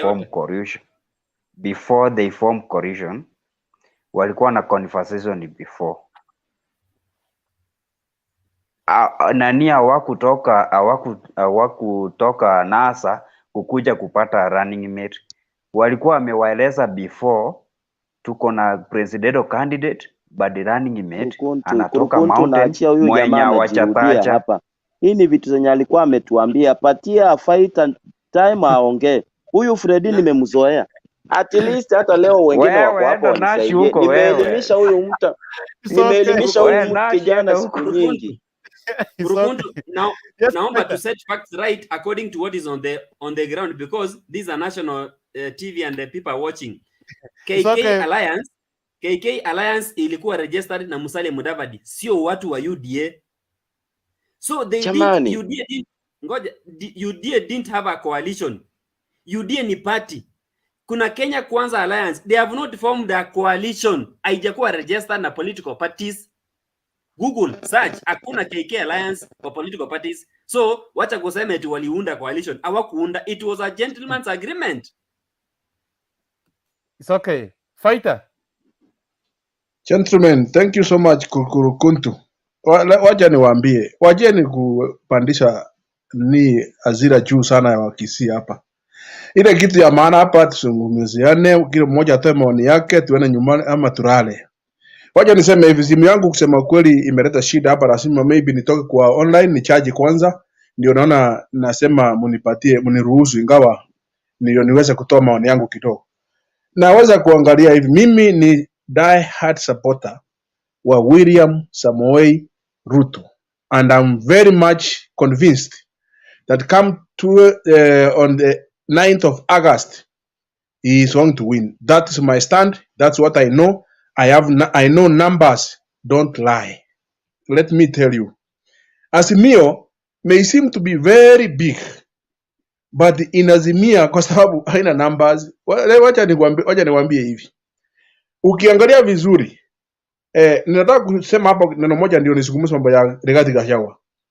Ukiangalia kila mtu anakuja na jamaa yake, kila mmoja Nyangabua anakuja na jamaa yake akiwa mmoja, inaitwa eti imeingia kwa Azimio. Nani wa wote huko nini ule gavana wa ule wa huko Makueni anakuja na jamaa yake, inasemekana it is so many parties but with no votes. If you look at Kenya Kwanza ni UDA na vote Kenya for now na ANC, but the support that they have from the grassroots is marvelous. Let me tell you, mnasema watu wameama, Omingo Magara ameama UDA. That is just a drop in the ocean. How many people have moved from Jubilee to UDA? There was no UDA. Jubilee now today, how many MPs are standing?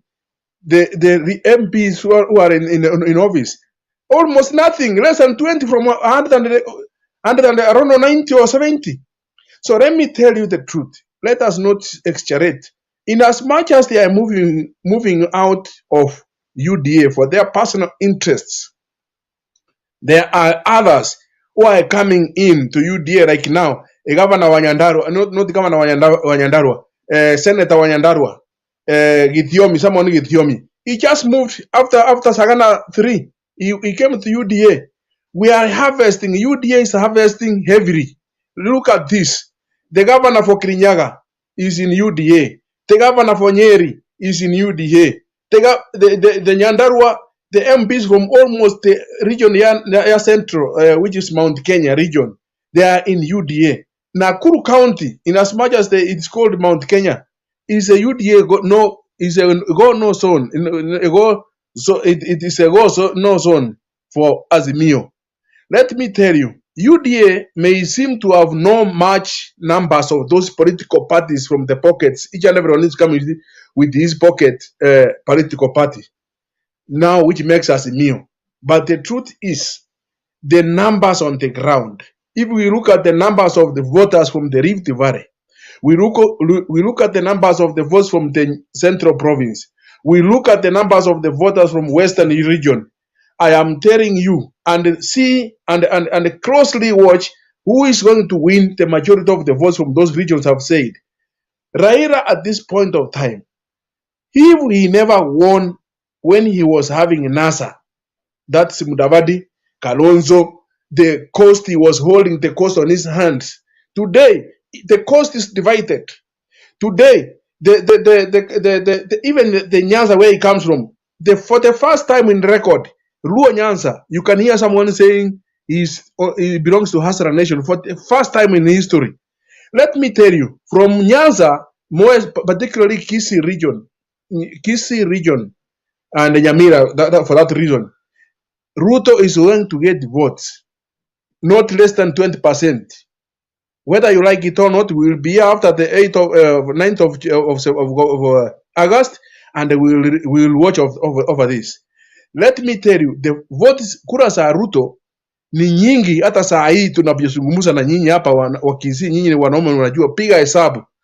Hakuna kura ile Raila atashinda Ruto kwa sasa hivi. Huyo Uhuru mwenyewe kura Central kwenye anatoka hana sauti, hana kura, hana MPs, amekuja tu kama shell. Arabu ameharibia Raila kabisa kwa kumfanya you are not in Central kusema hana sauti. Wacha kudanganya watu. Say state facts. Are you I'm not in Kisii or Nairobi or wherever, but I have what it takes to know the information that is on the ground, and that's why you can hear me saying this. You know, we are information is power, my friend. Let me tell you, we are on internet all the time. We know what's happening even there in Kisii at this time. So you cannot tell me because I'm not in Nyandarua, I don't know what's happening in Nyandarua. I know the speakers of Central Region, many of the speakers from Central Region, they are aligned with Ruto. Even the poll which was brought the other day in the polling, wherever, which came the other day, it shows that Ruto still has a lot of force. But notwithstanding, I want to caution Azimio, and this is why they always go to streets to demonstrate that they have won, they have been denied the victory. Count the numbers before you start saying which Azimio that has ever gone into a street to ODM is Azimio. You think Azimio is what? Azimio is ODM. Stop hiding around here. We know what's happening. Ndugu yangu na kukanusha hapo. Namba hiyo na hesabu vibaya. Hakuna pali UDA inaongoza. My phone is propaganda. Okay, listen to me. I'll join you because propaganda hiyo hesabu unasema ni hesabu za urongo. Hakuna Hii hesabu. propaganda, hii mambo ya kina Freddy, sijui wengine ni ENM wana spread hapa, wanatuambia sijui wanapata 20% in Kisi. This is a total lie. This is propaganda. We have come here to wacha niongee basi. Kosi nimebaki peke yangu, mnanipea more time. Mnanipea It's okay, just mute your mic first. Omar, I see you karibu sana. So first of all, let me just rush to comment section before, you know, if you want to react on something, or if you want to ask a question, tafadhali inua tu mkono juu tuweze kupata nafasi kidogo, yani tukue tuna ile what do you call, tukue tuna mpangilio kidogo kwa sababu ya tuweze kupatana vizuri. So let me go to comment hapa. Anaitwa Nyaboga Vincent anasema kwamba you know nothing, I have been to Kiambu, I have been to West Pokot, and I know more than what you think. Round hii UDA itaingia kwa street. Nyaboga Vincent, nimeweza kusoma comment. Nyaboga Vincent, tuma link, nimeweka hapo link, fuata hiyo link kwa hapo chini ya comment yako. Fort Kenya iko na only one member. ANC iko na how many people after almost all members defected to DAP Kenya? Haujielewi mkubwa. Tutumie tusiweke matu sana. Udaku has never had any agenda. These are economics saboteurs and misquandering as reparators of the economically disadvantaged. Sasa hapa Dickson Omingo amehama Udaku kai. Amehama UDA because he knows anyway. Then Fakeribo Emma Chair Lady Mimi pia but Papa the fifth. So naona hapa tunazidi kusonga mbele pamoja zaidi ya kwa sababu ya masuala mawili matatu kuhusiana na yale ambayo imefanyika leo. You know Freddy, umesema kwamba Rachel Otundo na pamoja na Omingo Magara hawana an effect hata wakiondoka katika chama cha UDA. Lakini nataka tu kuwekea clip moja hapa. Waone jinsi ambavyo walikuwa wanafanya kazi wakiwa pamoja na David Onuso, the county speaker Kisii County, pamoja na Kibagendi.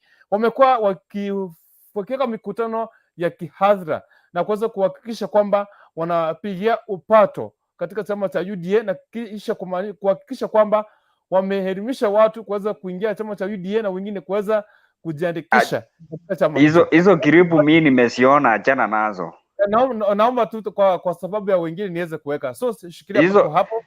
Shikilia hapo tu ili uweze kurudi hapa. Sasa Fred, wewe ndio una control nini tutaona na ni ile tutaona.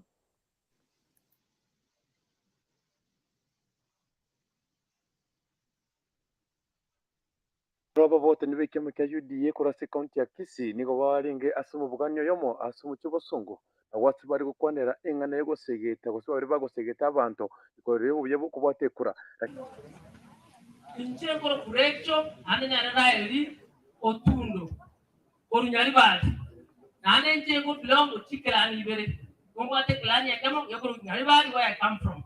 I have a second clan yeko kukelani kyabangina bakokata across the county. Lakini kore ndi esabari niwe yachencha awasi yagenda asensemo y'abarayi babo bari babatenere tena kwa mocha yasikiri babatebona igo babeire bakubaonereria gose babo kikubaonereria asenga ncho kwana ne ticket awose bange tukota abantu bandi kurusiko na kuba ticket ya UDA asebiri governor biri byo bugavana byo senator awose biri byo women rep. Wana wageni walibagocha, kuna wengine ambao wanakuja ambao ni wageni. Walibagocha wageni ngabache ngora. Ndio iguana ine. Wale bagocha ngora kia to kokani mgeni rao ngoraki. Osiye ngora mgeni wote ngoraki. Gache. Lakini yakara akire ate ngora. Ekara akire ngora tobe tuensi ya mumne uniform tuwe bange. Sasa wanombo benakwa. Lakini toja kote abanga ki mumo nda gocha ocho mgeni ndio kile banga hiyo ni shida. Ndio iguana ine. Nani batabiga. Some of these problems are caused by us. bagaria bene kumucha Millicent Omanga wase bate babuna Millicent Omanga nigo abange tego chikoreta abarai abo batanye kubara sekemo kya UDA wase kuba beterire kubareta sekemo kya UDA na audio musike machogu amo na umusike manoti abo asabate babuna abarai abaigi babere mbanye kobera kurwa ekemo kya UDA gyachagete mbanye kutoka se campaign gose mone kutoka se segete ndionsi osegeta abantu baso asekemo kya UDA. That means my what? On a wall. Tole Kurukuma executive wall. I was shocked for this information. Millicent Omanga Omweshimiwa Senator. Akubuli this word. Ayosoro. Ayamagara. Ayasahiri Janda. Mwaletire machagu. Asobo gavana. Gonna go to some of the people who are going to mean you are young and I got same. Mwaletire machagu. Ekarabate yanga baletire machagu.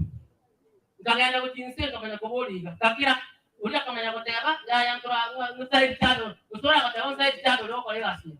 Zaidi ya katega na David machagu wangire. I think you are supposed to communicate your word now. Bakatole sena kata sena lengi. Kutinse kamanya kuboliga. One woto kole dere kudo. Eke wote soe. Millicent Omanga kerongo. Millicent Omanga. Because they come from the same clan. We want to respond now. Those are the questions that we asked. And I would ask you, nobody answered me. I think you saw that. Speaker, you saw that. That question was that. Nobody gonna call him. Because some of these problems. Abantu bamoja abantu balitobalema akwana bakubalikia mwe ngote iswalenga bama yakotaba mtu tokola tezi bangwi ngote tekukwana ni monte kadabya nyina boyigo musikirire cyo tundo bamucya abarai babo abago tukasitse mu cyane Nairobi abase batanga nigo bakubaonereria asenyencho barabata bwatebesa abase batebuna nibo bwate ekerenga cyo kikoreta abantu bande kurusiko bo bwate lakini hapo Mungu bwana tibasa nyingi ekitokana bitukuru zitibasa ekibasa mutanya temo sinajikura ekibasa usinajikura wanye kutaka kuchikura we must do our thing differently ndakata kwa batebiga abantu balibabota nada bageni are shameless. I think tumoko atakubalijia bama na kwa shameless bama na gocha ani bama na kwebanga ntegentogete without us. No understand it. So some of the people I mentioned who are here should explain to us. And you are just going to you know what go tirana, what's on terrible? Yes, when I put you Mr. Magara, you have questions to answer. And why I need to be answered. I want to go what I'm going to take part. And you have been in that part. Why now for the ground? Do we give you a ticket? That is the question. Because we got to what are you doing on your ground? Because what we want are wins. Women leaders ngane yonjanya kwa kego segetwa amona moteneri wesifika ye county ya Kisii omusike onuso sara omuna goteba buna abarayi bande abeswakire batine ine mutukegima erinde go chikonereria abayiga bande banyore etiketi ya UDA nina boyigo na mucha abarayi abo batine permanent decisions must be made from the grassroots going up. Unless we are acting in contravention to the very strategy and believe we are bottom up. We are resisting alone. Kuna introduce, I'm really resisting alone. I know you gave it to me. On your nominations, do I watch it? The nominations in Avant, party work together. Let comers who are doing what you are concerning. What? By a week, the Rocky was Ramo Karans. Tobabang.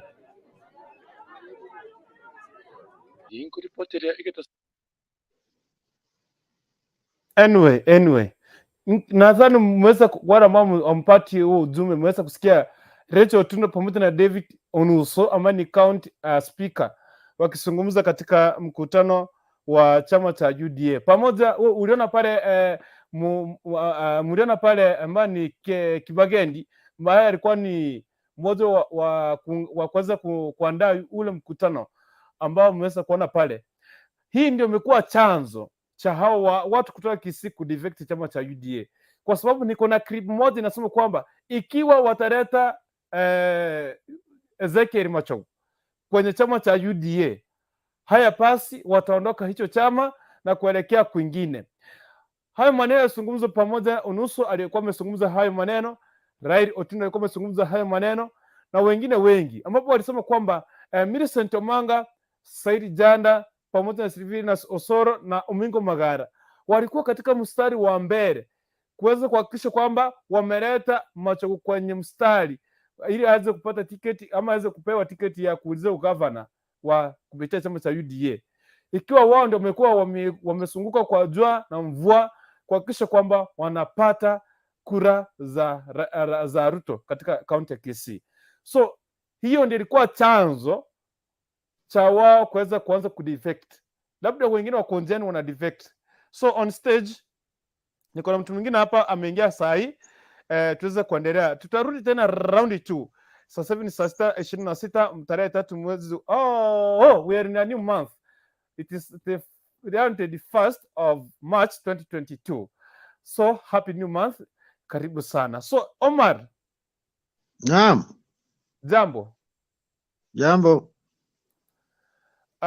Nadhani kwamba umeweza kupata hayo maneno na umeweza kusikia kwamba tunazungumzia kuhusu Omingo Magara kudefect chama cha UDA kama national treasurer na pia member. Unajua ametoka pia yeye si member sasa. Amedeactivate, labda anaenda kuingia kwingine akwe kama member. So pamoja na Rigath ile statement pamoja na ANC ambao wamecrashana pale kuhusiana mambo na nani atakuwa naibu wa rais katika atakuwa anashikilia pamoja na William Samoei Ruto. So karibu sana, maoni yako ni yapi? Nafasi kwako. Nimeingia lakini sijachelewa sana. Narudia tena kuzungumza tena, na I think nimekuwa hapa kitu kama wiki mbili iliyoisha, nikajaribu kuzungumza sana, na hiyo kitu na nikizungumza inakuja kutendeka. Kuna wale wananiambia hawaelewi ni nini nazungumza, lakini imeonekana na bado tukikuja katika huyu kutoka Mount Kenya, huyu MP Gachagua, nilisema kitambo, mimi ni wa ANC kutoka huku Western. Tulimuonya Musalia hakutusikiza. Kitu ya kwanza, kukuwa na hasira, kujiharakisha kwenda kwa Uda. Matokeo yake ya Musalia ndio hiyo, na bado saa hii hiyo matamshi ya Gachagua huku watu wa Western sana sana wafuasi wa ANC wameona, wana ma-TV wanaangalia, paka mwingine ananiambia hii ni mambo gani? Si afadhali angetuacha kwa baba tu. Yaani watu sasa walianza kumtoka Musalia na wajamtoka bado, watamtoka wengi. Mzee baba anazidi kukua popular Western. Na Gachagua ni haki yake. Sijui kwa nini watu wanamblame Gachagua.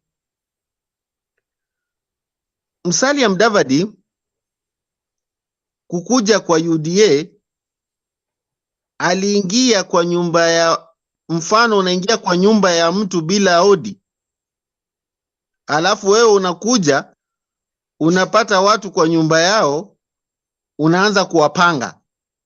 Haiwezekani. Tusisahau Gachagua alitoana na hii UDA chini.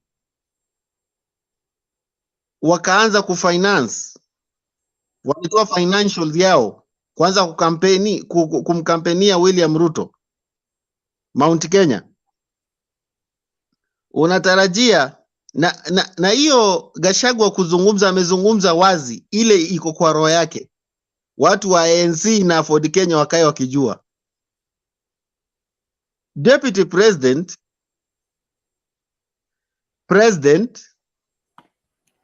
yote sana sana Deputy President, hiyo ni ya Mount Kenya totally. ANC waruke juu, waruke chini, kama walikuwa wanagojea hiyo wasahau. President pia wasahau. Sasa Musalia yeye, unajua sisi Waluya tulishamwambia Musalia, wewe ulizoea unasema alikuwa anasema apangwingwi, lakini amepangwa. Yani hakuna mtu ametupatia sisi Waluya aibu kama Musalia Mudavadi. Musalia Mudavadi yani hayuko. Kama ile mkutano alikuwa anafanya kwa boma yake, si ni aibu? Anaita watu wanafanya mkutano kwa boma. Musalia tunamuombeanga saa zingine amechanganikiwa. Tukikuja kwa Omingo Magara. Omingo Magara, kuna ndugu yangu I think nimeingia nikapata akizungumza. Tujaribu kuambia Wakenya ukweli. Tusiweke maparapaganda. Sijui UDA, sijui Mombasa imechukua. Nimeona urongo mtupu hapa paka nikaanza kushangaa. Tunadanganyana. Sijui Nairobi UDA imechukua ni popularity. Paka wengine wanasema UDA Northeastern ni popularity. Yani wengine wanasema UDA Kenya mzima ni popularity.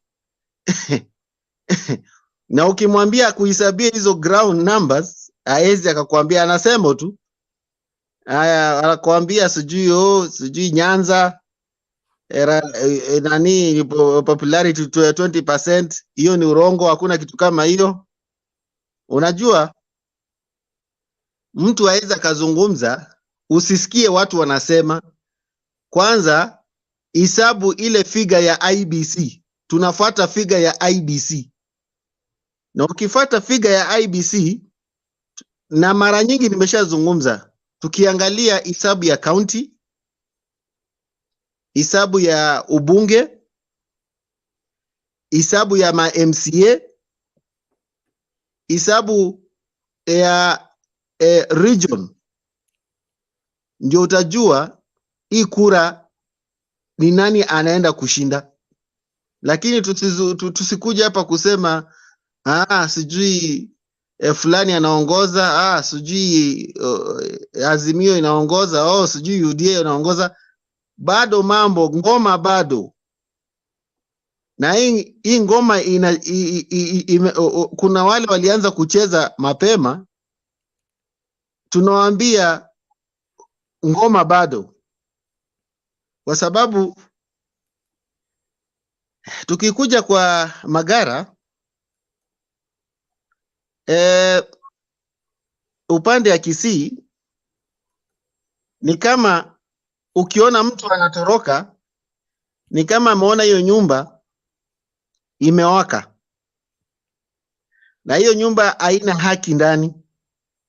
Yani ni kama ile, narudia tena, ni kama watu walianza kukimbia peke yao, walianza kuchukua watu kujaza kwa gari, paka unajaza kwa gari paka inatoka inakosa nafasi. Alafu kukosa nafasi paka wengine wanasema tunapanda hii gari, tumejua share yetu ni gani. Sasa katika hiyo nyumba inawaka moto, watu hawaelewani. Na ukiangalia upande ya Narok na Kajiado, kuna wajumbe kadhaa wengi sana wametoka UDA wameingia Azimio. Hii ni kipigo, inaonyesha hii ni kipigo ya William Ruto. Na bado hii Mount Kenya, na nimerudia kuzungumza sana, asitegemee kura ya Wakikuyu na asitrust Wakikuyu. Vile hii Jubilee imefomiwa, watu watazidi kumtoroka. na bado, kwa sababu kuna marafiki zangu wako Mount Kenya upande ya Sagana, kuna pahali inaitwa Kebembe. Unajua nimekaa Nyeri, kuna pahali inaitwa Kembebe Kutus. Tangu Jubilee ianze kufomiwa, kuna watu wameanza kuhama UDA, wanarudi kwa chama ya Uhuru Kenyatta. Sasa hii upande ya sana sana, nasema upande ya Mount Kenya, Ruto asitegemee, kwa sababu kuna battle inakuja. Hii battle inakuja, atashangaa mwenyewe. Hiyo tu kwa sasa, leo sina mambo nyingi. Alright. Omar, yani maneno yake Omar. Jared, before nikuje kwako, nataka nipitie kwake na Shti ndio nikuje kwako, na naona kwamba miongo 36 pata ya saa sita alfajiri.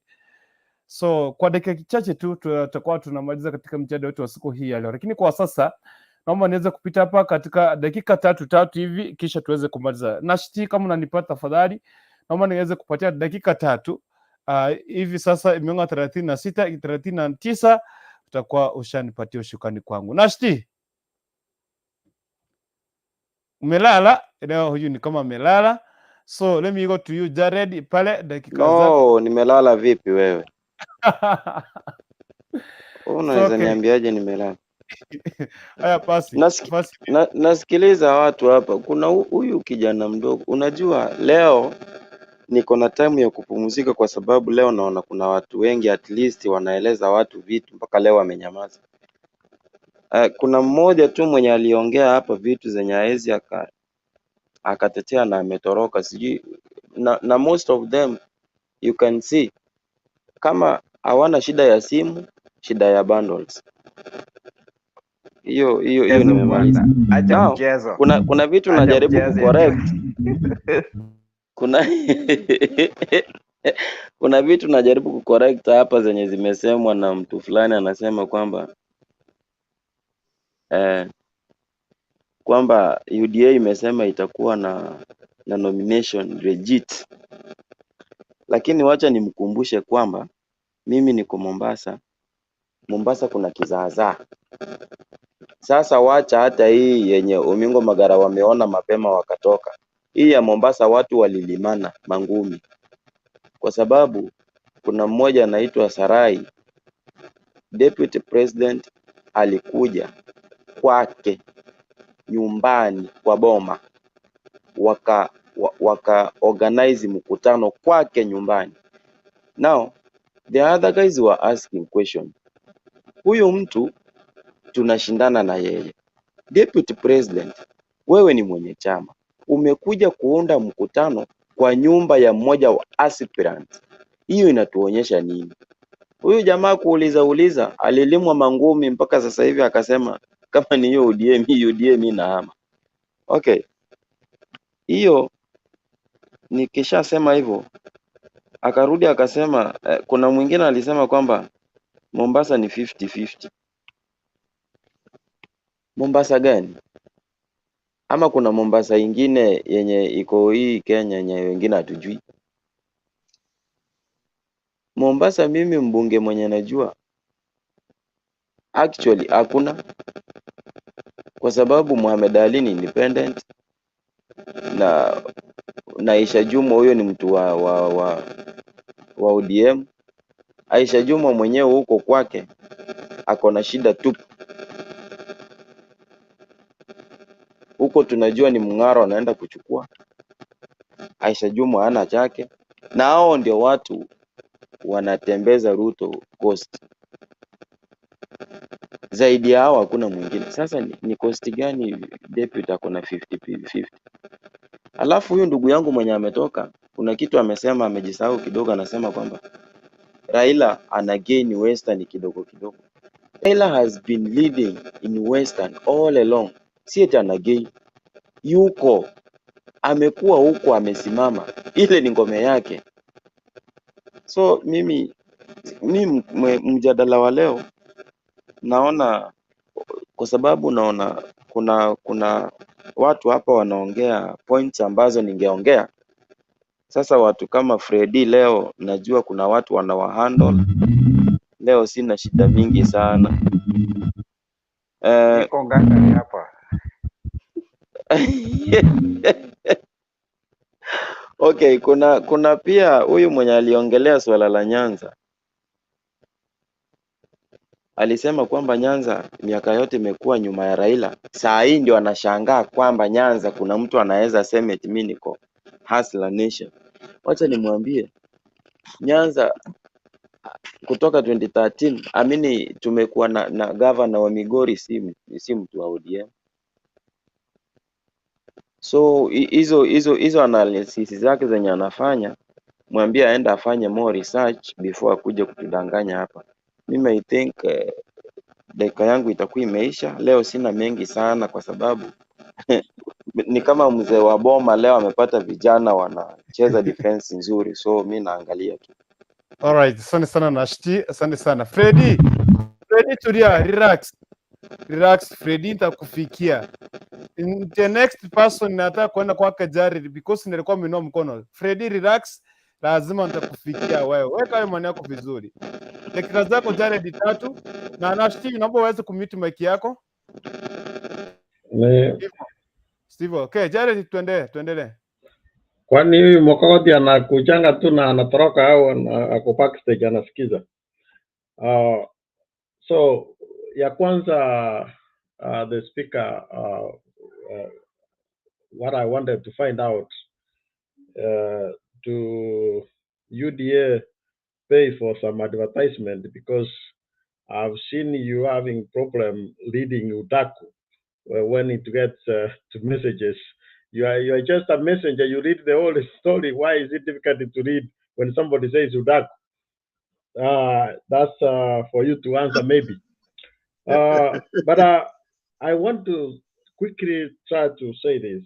First, as a country, I felt very bad that a whole deputy president was received as a normal passenger in the US. That was very, very, very not disturbing. To be, you know, if I think even me when I come, my friends come to pick me up, they might be better than what was received. That was not good, and it showed a very bad right on that. And there was, I think, Fred and the other friend who just left, maybe he's listening, who was saying that we should not talk about what happened in 2007 because this is a national TV. But it is so convenient, which is sometimes we should be ashamed ourselves, that is convenient for us to give insults to our fellow Kisis, but it is difficult to say something bad about somebody from outside. You have to, if you are going to apply the standard, apply across the board. We have to be reminded that there is a reason why UDA is allergic to history, because their history is not something to go with. That's why they are allergic to history. But if you forget where you come from, if you forget history, you're gonna be able to repeat it. And this is the reason why some people bring up these things. The president himself said, this is from the president, that during the negotiation for ANSEC, when also 2017, we were also adding to 207, his debut was insisting that Kangumu. So let the people keep dying. That is worrying when you hear those are the things which he was advising the president. This is not my word. This is the president who was saying. So he would have rather keep the power with the president and leave the people die in the streets. People keep suffering. Business, those are answers he's talking about. People who are not doing anything. That is what he wanted. So that is a calling for. We need to check on that. So don't tell us that we don't tell the history. We have to say the history. We have to look on what you have done so that we can predict what you are capable of doing when it comes. It is as simple that our people suffered in 2007. It's not even allegations, it's a fact. All we want is to make sure that we're bringing up this one so that cannot happen in 2022, regardless where they fought, if they fought UDA or ASMIO. Now, let's come to the numbers, because my friends of UDA, they seem not, thank that I see NM back. So the numbers, I think they when it comes to numbers, they seem to forget, because only they see numbers from their view, not from the other side. One, they say, we have so and so governor, we have this governor, we have this governor. Those governors come to number. I say yes, they come with numbers. Where do you forget 30 governors supporting ASMIO? Where do you take them? When we say that, you say, oh, those are governors, they don't have, they seem to have the ground. Here you tell us the president has 1/4. And I agree. The president has only 1/4. But who told you that the Ruto has 8 million votes? He also has 1/4. When it comes to Wetangula or Mudavadi, you think they have millions. But these other people who goes the other side, they have 1/4. Be fair. Or if you choose to see the whole and you want to jump inside, it's up to you. But the fact is, I don't see that if you lose Uhuru Muigai Kenyatta from your side and you bring to replace with Mudavadi and Wetangula, who are also on their way out, I don't know how you're going to win. My friends, I don't know. You know, sometimes, and I've talked to some people, honestly, if Mokogoti, Queen, if NM and Fred, if honestly in your own, when you are by yourself, you're sleeping, looking at your ceiling, if you really believe that Ruto has numbers, then my friend, you need to check in somewhere, maybe to see that everything is okay. Because then there must be something wrong. Sometimes we can talk here just for the fun of it, but the fact is the fact. There is no route going. I'm finishing up. Also on the ANC, what Rigath was saying. You know, when they got Mudavadi and Wetangula, they celebrated that they have got a good catch to actually. I'm very sure Mudavadi and Wetangula gave them some kind of similar to look like they are national, when we know that they are only one-sided. What they didn't know, that ASMIO was happy that you have taken a burden from us. This burden, they're going to be going to demand.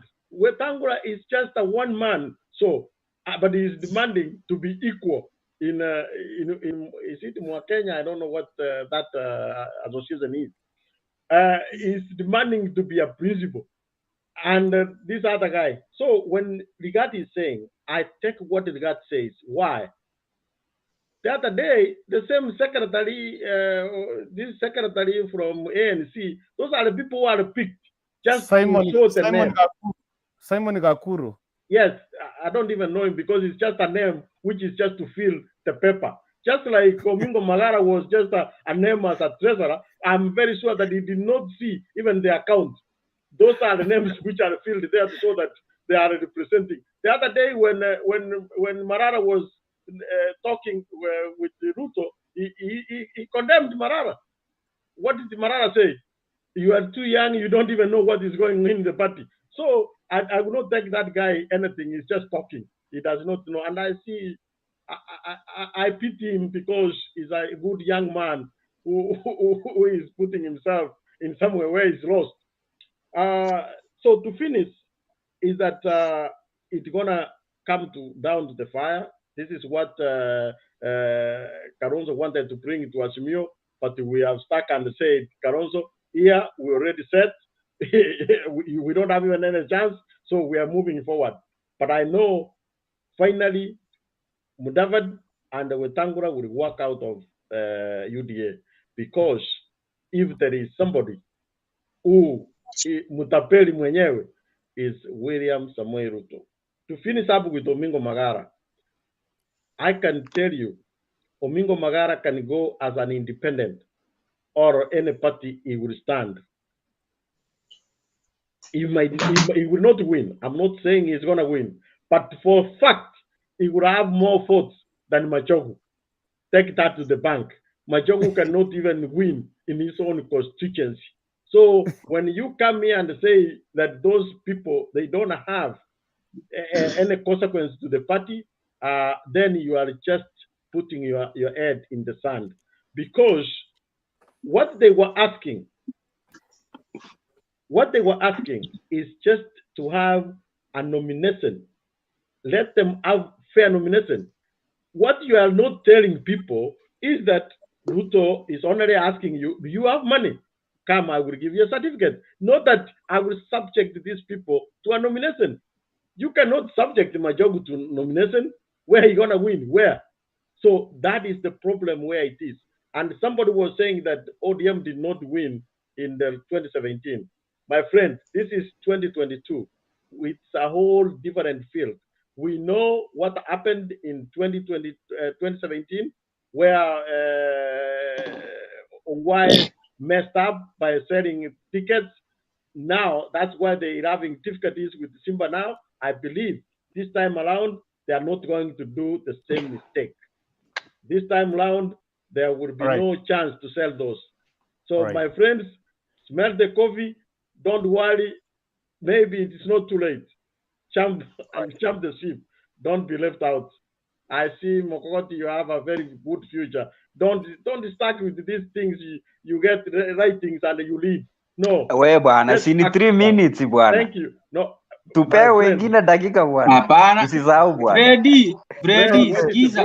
Brady. Acha jale ndio ongea maneno yake, amalize na wewe ongea yako. It's fine. Haifai kukanusha mtu. Wacha mtu amalize kwanza. Ule mtu kafaa apatie mtu ruhusa, ni mwenyewe upande ya media ndio anapana apatie wengine ruhusa, si mwingine anamkanusha mwingine. Aache amalize mambo yake. It's all right. Anyway, I'm finishing. My friends, what I was saying, I've seen you guys coming and leading a speech.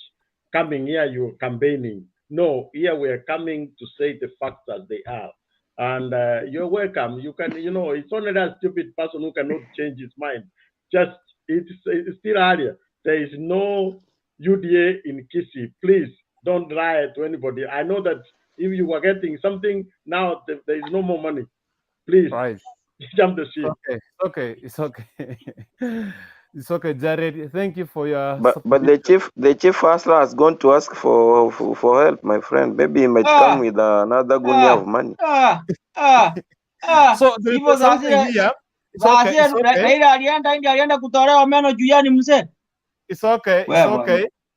okay. Hold on, guys. Kuna kitu hapa ningependa niweze kuwaletea.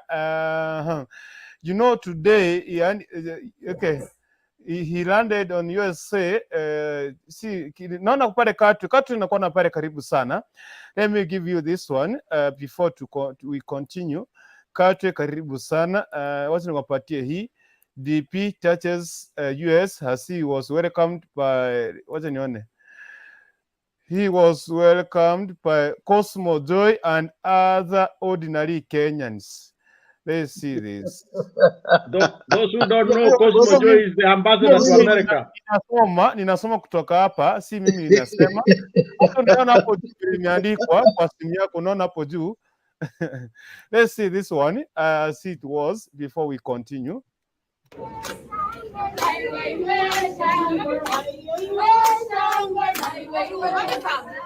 got you.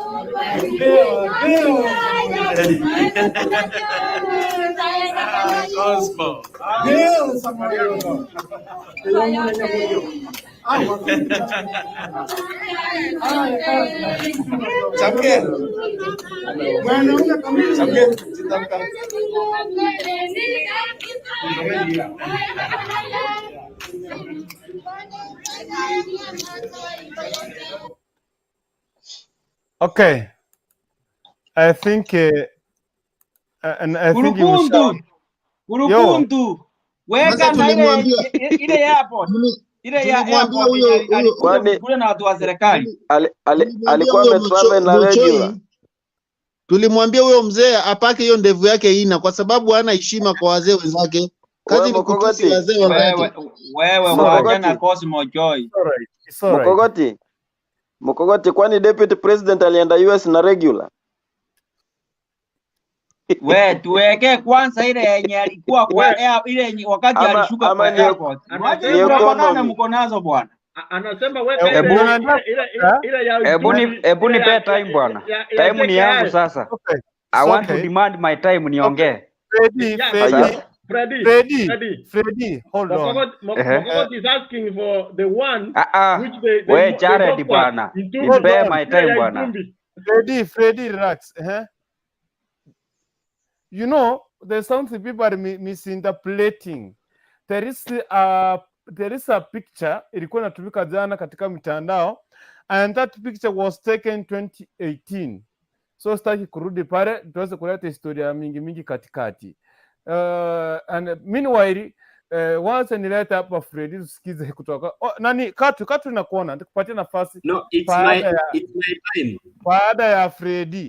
Baada ya Freddy na kupatia katu nafasi. Tunaelekea kumaliza. So I hope kwamba Freddy, now it's your time. What criteria do you use? Freddy just finished before I thought. So what criteria are you using? Umeniruka Kurukundu. Freddy ashaongea. Time ni ya Douglas. Nimeongea wapi? Time ni ya Douglas. Amutaki msikize. Time ni ya nani? Hapa si baya mimi. Unajua ile ilikuwa first round na this the second round. We suppose dakika moja. Hapana. Kwa sababu nimeona kwamba ningeweza kupatia nafasi kwa watu Azimio, labda watu wengine wa UD wangesema kwamba sitawapatia nafasi. Wacha nipatie Freddy aongee ili akaweze kufanya ile aweze kukava kati ya Jared na ile kwa mzungumza na Shiti, so that nikifika pale kwa katu nikupatia nafasi ndio tuende kwingine. So mnaomba tu mniruhusu Freddy peke yake aongee ndio tuende kwa katu. Sawa Freddy? Sawa. Yaani mmefanya mpaka nimesahau vitu zangu, lakini wacha ni check hiyo speed ya jana. Tunataka niulize huyo Jared. Nyinyi watu wa Azimio ni watu wa historia. Nataka niulize, mnataka tufuate historia gani? Juu mnasema nyinyi ni watu wa historia. Alafu na nyinyi mnataka kufuata historia venye najirudia. Venye inakuanga retiring president mwenye anaenda nje akijaribu kupropose kitu venye tunakataa sisi kama wananchi. Mnakumbuka hiyo historia? Juu kitu mimi naelewa saizi niko sure 100%. President Uhuru saizi jama yake imekufa. Nowhere. Hata hakutakuwa na MP wa Jubilee. Sasa hizi ndio propaganda zenye Kurukundu unapatia mtu nafasi propaganda. Sikiza wewe na Sti wewe. No, na Sti ukipewa nafasi wewe acha Freddy ongea bwana. Alafu amuongei au MP wametoroka mkiwa na Sagana 3. Huyo Sagana 3, huyo MP hata akaojiwa kwa media, hii amuweki akisema amechoka na Jubilee, anatoka. Hii amuweki. Mnaeka Omingo Magara tujio huu Omingo Magara na kuna chama yake. Na si umesema hakuna Jubilee. Sasa ni Jubilee gani tena unatuambia? Kurukundu kuna uchochezi hapa. Kurukundu watu wa Azimio wakiongea tunanyamazanga. Nashti wapatie nafasi. Nashti tasodona. Yes. Sasa, Freddy. nataka Kurukundu upruvia watu huyu MP Okay, nitasaruti ni jina yake imeenda kidogo. Wa Mount Kenya alisema hata yeye amechoka na Jubilee. Hiyo Sagana MP wa Nyeri, MP wa Nyeri. Na MP wa Nyeri? Sawa, si alafu I hope kwa mtu aliweza kujiunga na chama cha UDA ni governor wa Nyeri County. Wewe Gurukundu, acha nikutafutie Gurukundu nikutumie WhatsApp. Gavana wa Nyeri, wacha niwasaidie. Gavana wa Nyeri anakuanga kwa UDA. Hata ndiye alikuwa anaambianga Raila hataki historia. Sasa ule mtu alijiuzuru anaitwa Githiomi. Ni senator wa Nyandarua. Samwani Githiomi. Alafu sasa wacha niwaambie kitu kingine. Watu wanafanyia Ruto kazi wakiwa Azimio. Mmoja wao akiwa anaitwa aje huyu, anaitwa Savina Cheke. I think somebody Savina Cheke. Na huyo ni Kinani Kega. Kinani Kega akisema anasimama anasema sijawahi pigia baba kura. Tarehe 8 Wakikuyu wataamuka waende wapigie baba. Ajisemi yeye mwenyewe kama ataenda kumpigia. Savina Cheke anasema 2017 tuliibia baba kura. Si tutafanya hivyo. Aki kama hao ndio watu UDA inategemea iwauzie idea zao. Then you are lost.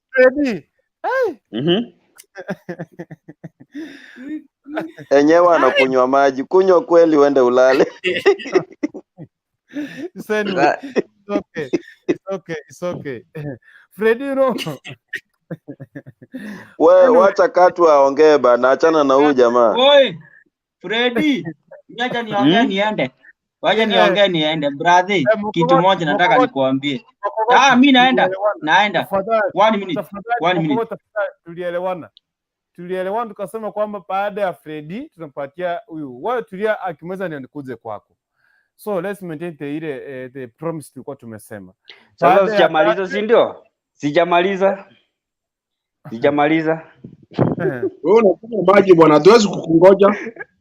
Sasa okay. Hata wasikia watu wako wamekataa kusema kwamba hata Faita ni mwenzake na hataki story zake. Wewe please cut the man. We are not fighting, lakini we have to take things serious. When you are submitting, you have to go point to point so that others can get a chance. It's getting late. The time is getting out of our hands, so we must be serious. We also want to say something. So please. Yes, thank you so much, gentlemen. One thing, kindly, if there is someone who has not muted his mic, kindly mute your mic because of the echo.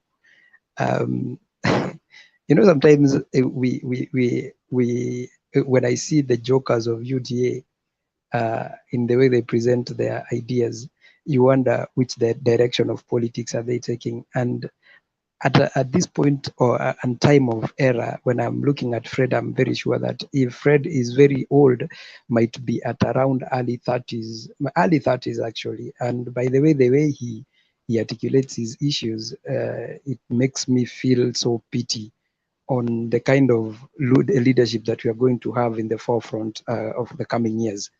Because you see, now, when you listen and he starts saying that probably Kanini Kega and Sabina Chege are campaigning for Ruto indirectly, we just wonder if these people are really, really up to this task called the presidential race. Because UDA has been full of jokers, and the problem with William Ruto is not that person that gives, that broadens his leadership in this sense, that he doesn't want to give mandates to other people so that they can help him lead this party, because he's more of monopoly. He has a lot of monopoly in terms of his leadership, that when he gives you a role, he wants to keep on following you up. And I have been telling you, UDA brigades, that when your big man sends you outside here, kindly try to look for facts to come and face us, because outside here we are not going to be soft on you. We want people who can be able to challenge us. When I'm looking at this forum, the UDA people, I'm not seeing any challenge at all, because nobody here, these UDA brigades here, nobody has facts here. Because when you're talking about that Omingo Magara is an inconsequential person, he has left UDA, so when he's going to Azimio, he's going to Zimia. First of all, Omingo Magara's position was a treasury in the UDA. This person was entrusted by the money. Unless you tell me that the deputy president keeps his money in the mattress, he doesn't do banking. The treasurer was Omingo Magara for the UDA. And it has been speculated that Omingo Magara was going to leave UDA, and people kept on saying that Apana, Omingo Magara is not leaving, but it had been long seen that Omingo Magara was going to leave. But Omingo Magara has always been making very serious mistakes when it comes to elections. Omingo Magara would have been the senator of Kisii County a long time ago. But he kept on making mistakes. He kept on making mistakes, very serious mistakes in politics. The same mistakes his former boss, now I'm calling him his former boss, has been making. Ruto made very serious mistakes in terms of politics. And I remember Charles Keter actually trying to warn him. I saw that tweet today. In 2016, Charles Keter warned him, saying that, by you amalgamating TNA and URP to form Jubilee, you are going to cry. And that is what he's doing right now. He's trying to bring the Mount Kenya people to UDA. He doesn't want any other party from Mount Kenya, so that when he takes over power, God forbid, and God forbid, he is going to dictate that party and make it a dictatorial party, like the way amekuwa akikaliwa na president. But if he would have been with his URP, he would have had that say in parliament. Right now, he cannot control the parliament because he doesn't know who is on his side, who is a mole, who is working against him. The person right now, tunaweza sema, is the member of UDA, the president of UDA, the treasurer of UDA, is this person, this newly elected MP for Kiambaa, Kawanjiku, is the only bona fide member right now. The rest of the members who have been expelled yesterday because of their bad manners, we cannot say that they've been expelled completely, because they've been paying Jubilee Party in terms of they've been actually wamekuwa wakikatwa salary to Jubilee, wametajirisha party. Angalia sasa waliacha, you could see how many vehicles Jubilee has bought in terms of the campaign. Wameacha Jubilee ikiwa the richest party in Kenya right now is Jubilee, because they could not pay UDA because they are not members of UDA. And even in fact, let me tell you, we've got one of the most understanding president I've ever seen. Uhuru Muigai Kenyatta decided to choose leadership over politics, because if it would have been politics, he would have expelled all those members and we are to have a fresh elections. He would have dissolved government in parliament. In fact, let me ask you, the constitution says this, that when you promote a policy of another party, you are deemed to have ceased to become a member of that particular party, and you're supposed to resign immediately and a fresh by-election to be held. But the president decided, no, instead of us wasting the taxpayers' money, wacha waendelee kulipa hii pesa. But now when the right time came, you saw even the member for the presidential aspirant for Muranga, who is Mwangi Wairia, he was present. The governor for Meru, Kireto Murungi, was present. Do you think those people are stupid to be present there? Rigath Gachagua today, right now, when I was looking at what he was saying in the morning in Citizen TV, courtesy of Citizen TV, mark my words, because this is another TV, courtesy of Citizen TV, he was saying that Mudavadi should not think that he's coming to be given a free ticket here. We have been building UDA.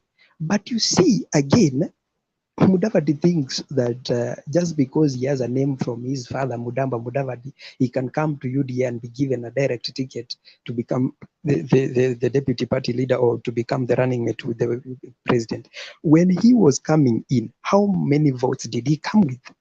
They say that when he was trying to shake the Mugumo tree, he thought that the Mugumo tree was the one which was shaking, but he came to realize that it was his buttocks shaking. He brought nothing to Kenya Kwanza. Moses Masika Wetangula, the fifth, actually it coincides that he's the fifth son of Mr. Wanyonyi. He brought nothing. He's the only senator from Ford, Kenya. What did they bring?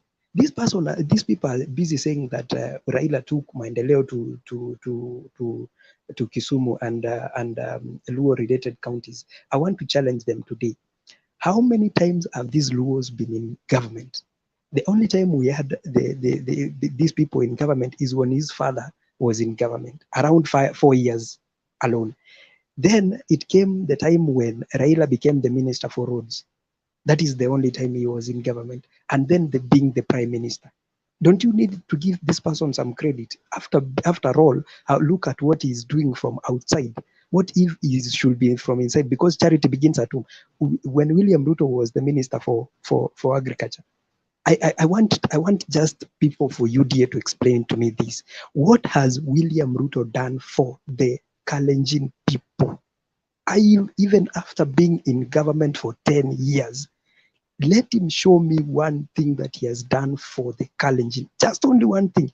When the Mount Kenya was being given Tiba Dam and the other dams that are feeding Mwea irrigation scheme, he was given Kimorera and Aror. What did he do?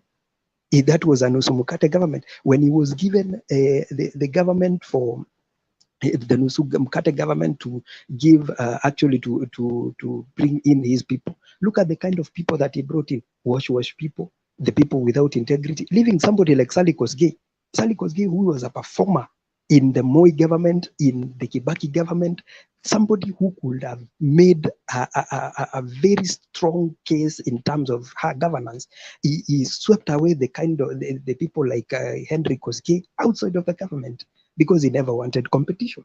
He decided to bring people like Rashid Echesa, busybodies, and you could see that it coincides that where the arms deal was being made, it was in Poland, where his daughter is the ambassador of Kenya in Poland. So when somebody says that William Ruto is going to change anything, I'm very sure William Ruto will not change even a shilling of the price of sugar in this Kenya because he has no facts. If you ask him what is bottom up, he himself cannot be able to explain, to distinguish between bottom up and the devolution that we have right now. When he says that Mama Mboga is the least of the people that he's going to raise, he doesn't understand that kuna mtu mwenye anapanda hizo mboga kwa shamba, kuna mtu mwenye anazibeba ndio zifikie Mama Mboga. So nani anafaa kubebwa zaidi? Nani anafaa kubebwa between Mama Mboga na mkulima? Come on, let us be realistic in these things. Huwezi kuja hapo unatuambia ati sasa hizi politics vile mimi naona zitaenda hivi na utupatie facts. That is why I'm saying, whenever you meet your own people like those Osoro, I'm being told that Osoro also wants to defect from UDA, tell them to feed you with facts so that when you come outside here, tafadhali, we are not going to be lenient on you. Sisi tutakunyorosha tu hapa nje roho safi na tutakuambia lete facts. Usikuja hapa kutuambia hearsay ati unajua Raila ni mzee, Raila alienda kungolewa meno India, Raila akifanya kampeni mbili anachoka. Donald Trump is 78 years old. He is leading the most powerful country in the world. What is Kenya to be led by Raila Amolo Odinga? You are telling us Raila Amolo Odinga is old. Come on, give us a break. Raila Amolo Odinga has proven beyond any reasonable doubt that he can lead this country. He has led it from the outside. Watu wanasema ati handshake imefanya kapeleka maendeleo Nyanza. Ni ukweli, amepeleka maendeleo Nyanza. Si kwa ubaya, hata sisi tumepata mabarabara through that. If he is doing that from the outside, what if akikuwa president? I want to challenge you na nataka nipatie Mokogoti. This is the last challenge. Nyamaza tu time bwana, hakuna point hapo bwana. Time. Wacha nimalize because you had nothing that is Freddy nyamaza, Freddy. Sasa mtaweza pia aje mtu mmoja 10 minutes. Mimi nikiongea mnaanza kuingia.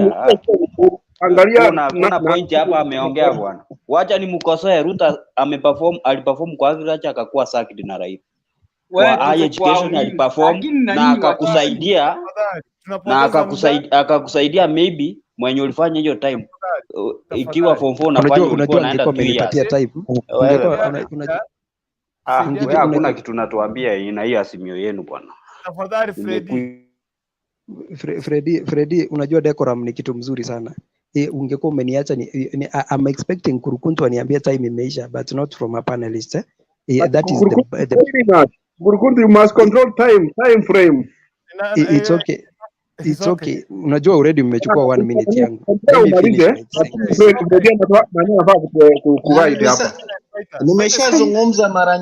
Nimeshazungumza mara nyingi, tukue na heshima. Mtu anazungumza, ule mtu kafaa mpatie ruhusa kumsimamisha, ni mwenyewe upande ya media, si mtu mwingine kumcontrol. Sababu imefanya nimempatia dakika mingi sana. Sisi tumezungumza, hajazungumza, tulikuwa katika kipindi cha mwisho, so labda tungemfungia. So ndio maana nimempatia muda zaidi, kwa sababu tumeongea, tumerudia. Sasa ilikuwa nafasi ameingia sasa hivi, ndio maana nimempatia ile muda. Tufanyane heshima. It's okay. Nimekuongeza dakika 1.5 umalizie, ndio uweze kuingia kwake Mokokoti. So unajua wakati mtu anasema hapa hakuna point, I'm expecting mtu akuja niambie hiyo point yako, let me rebut it this way. It's a very simple thing. I'm expecting somebody to come and rebut intellectually, sio kunirushia tantrums. So let me finish by saying this, that Omari, kindly mute your mic. Omar, kindly mute your mic. I'm giving Mokogoti a challenge today. I want to ask you, Mokogoti, in the year 2000, shamba within Thika Road ilikuwa pesa ngapi before Thika Super Highway ijengwe? Na saa hii shamba ni pesa ngapi after Thika Super Highway kujengwa? The thing is this. Raila Odinga wakati alikuwa Minister for Roads alipigwa sana na watu wa Mount Kenya that anabomoa manyumba yao na hiyo barabara haitakuja kuwasaidia.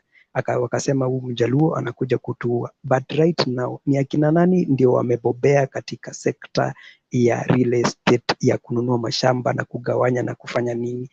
Where there's credit, let us give it credit. Wakati Freddy anasema hapa ati sijui William Ruto aliperform ndio maana kasaka.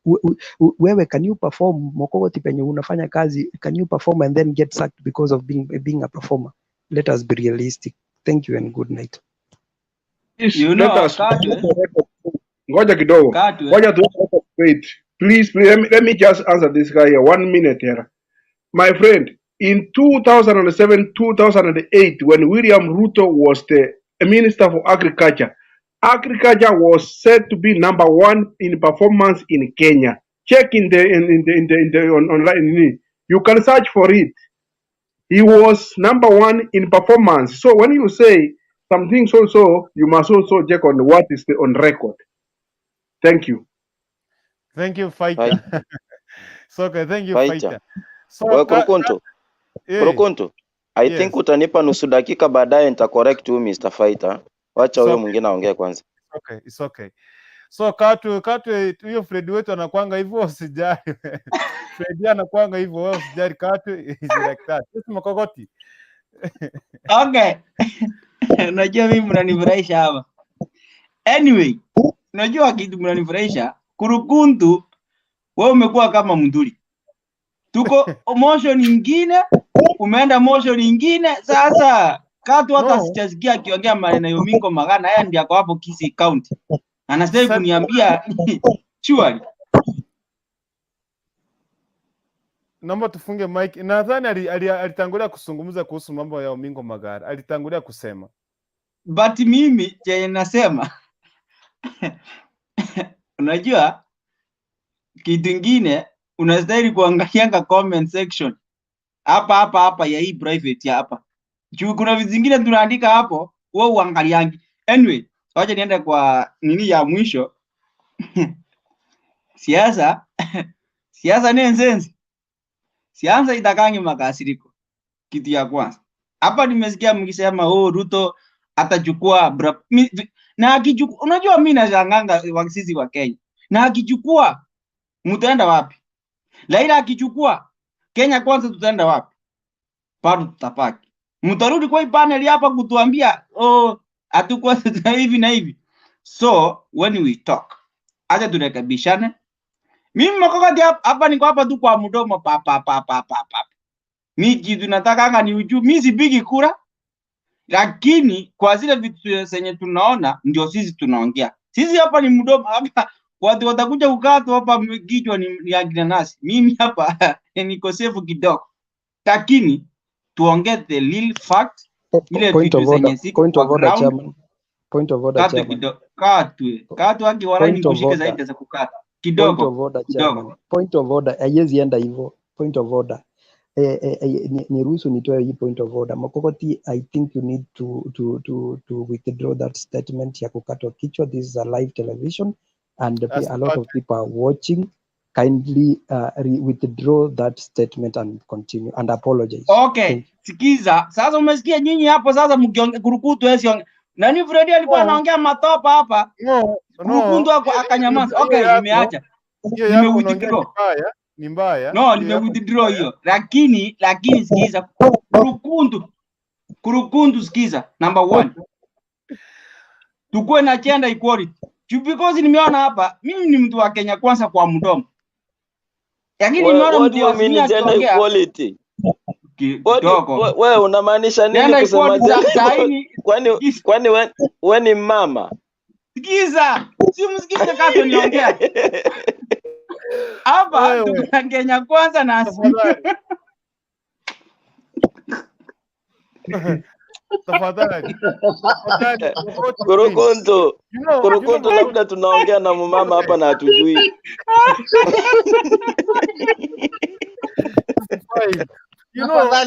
Ameanza kufaitia gender equality. Hii ni media tukue na heshima. You are kidding us. No. Tafadhali. The reason why napatia na hapa muda mtu anaongea sana. Unaona mtu akiwa na point iko sawa unamwachia time. Lakini ukiona mtu analeta mchezo kidogo lazima unamkatisha, italeta shida. Asante sana Mkokoti, tumefanya nimecheka saa hii ni alfajiri. Fighter. Kurukuntu. Asante kwa kunipa. It was my time. Umeniruka Kurukuntu. Unaruka Kurukuntu bwana. No. I was to ask him a question. Douglas hajaongea. Tena umemrudishia yeye. Alikuwa anakatoka amerudi. No, okay. Mtanimweza. Fighter. Yes. Ni kwa sababu sikuweza kumaliza wakati nilikuwa nazungumza. Please niruhusu ndugu zangu nizungumze tu kitu kimoja. Na waomba.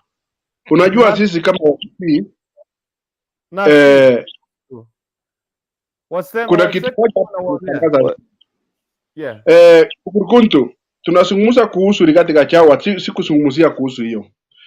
Unaona hata Kenya kwanza, hata Azimio leo hii tunapozungumza hizi pati kubwa zenye zimeenda mbele pale Azimio na Kenya kwanza, hakuna options. They have to, if they want to win, they have no choice other than to get a running mate from Mount Kenya. The reasons being, you want votes, not sio maneno. Sasa Rigath Gachagua, what is putting on across is that hata hawa vile walikuja, hakuna mwenye ameambiwa kwamba atapewa running mate, na wao nia yao ni kushinda. Hata juzi mkisikia Mudavadi akizungumza kule Hingo, alisema acha yetu sio kwanza kama viti ama nini, tunataka kushinda hawa watu, kushinda hiyo kitu. Sasa ukitaka usishinde, upewe running mate ambayo haitakuwa na manufaa pale mbeleni, mtakuwa mmeshindwa, itakuwa haina maana. Na ndio unaona hata Kalonzo Musyoka kuna shida sana, wako shida watamuweka wapi watu wa Azimio, sababu yeye anatarajia kupewa running mate. Na tayari pale ndani kumepangwa kukapangika kwamba Mount Kenya must get a running mate. So isiwe shida sana. Rigath Gachagua vile amesema hakuna party kati ya hizi mbili Azimio na Kenya kwanza ambao watachukua running mate from mahali pengine. Hiyo ni uongo. Sasa nirudi ya nyumbani. Ya nyumbani ni hii. Wakati our MPs wetu, leaders from Kisii land, have let us down in a very big way. Why am I saying this? Where are they? When other tribes, when other leaders from other regions are fighting for their regions, our leaders are out here making noise. I don't know what they are saying, Azimio. They are saying Kenya Kwanza. They are saying all sorts of nonsense out there. But we don't have mutetezi wa Omogusi Olinga after onye nasi mio ya winiri. What are we going to have as Omogusi? If Kenya Kwanza wins, what are we going to have as Omogusi? Just like other tribes are doing. When ukiangalia Wajaru, they know they have the slot. So they are fighting for Azimio. Ukiangalia Wakikuyu, they are fighting for a slot in that government which will come either Azimio or Kenya Kwanza.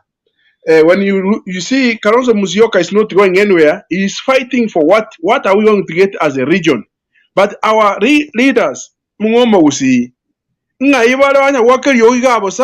have no party, we have nothing, it's just noise everywhere and we are going nowhere. At the end of the day, they have only personal interest. What am I going to win as a person? Onye wakati nini Azimio imeshinda nitapata maybe kiti ya ubunge ama nitapata hiyo ya minister or something else somewhere around there in the government. Those are personal gains which cannot help Omogusi, and that's why as Omogusi we are left behind. We cannot progress because we have nothing. We are claiming even in this two coalitions that have come up, even in the next coming government, we cannot claim anything. So everyone is going there for himself. That's why unaona Magara ameangalia akaona afadhali hata atoke kwa UDA akaa nje aende kibinafsi. You know Magara is not going to join Azimio kwa sababu hana nafasi bare. Akijoin Azimio sijui atakuwa anauliza kiti gani. Tayari it's too late. So what he wants, he just wants to be independent out there so that he can have some force to say anaingia katika anapitia kwa mlango ya nyuma kuingia kwa ile serikali itashinda. Lakini ujiulizeni na muulize Wakisii wenzetu wale ambao ni viongozi wenye wanatusimamia pale wako wapi? Wakati kabila zingine zinajitetea na kupigania haki yao, wanauliza tutapata nini? Wao wanaulizianga pande gani? Ukiweka watu kama wale wenye niliona pale parliament anaambiwa kusoma, anasoma vitu zingine anacheka kama huyo MP wangu, alafu unasema ni kiongozi chini ni wa kutoka wapi? Hakuna Mkisii hata mmoja amewahi kupeleka motion in parliament even to claim our own rights as Abagusi. So this time round when we are going for elections, we must elect leaders wale wala ajiko to kwanira mahali parliament.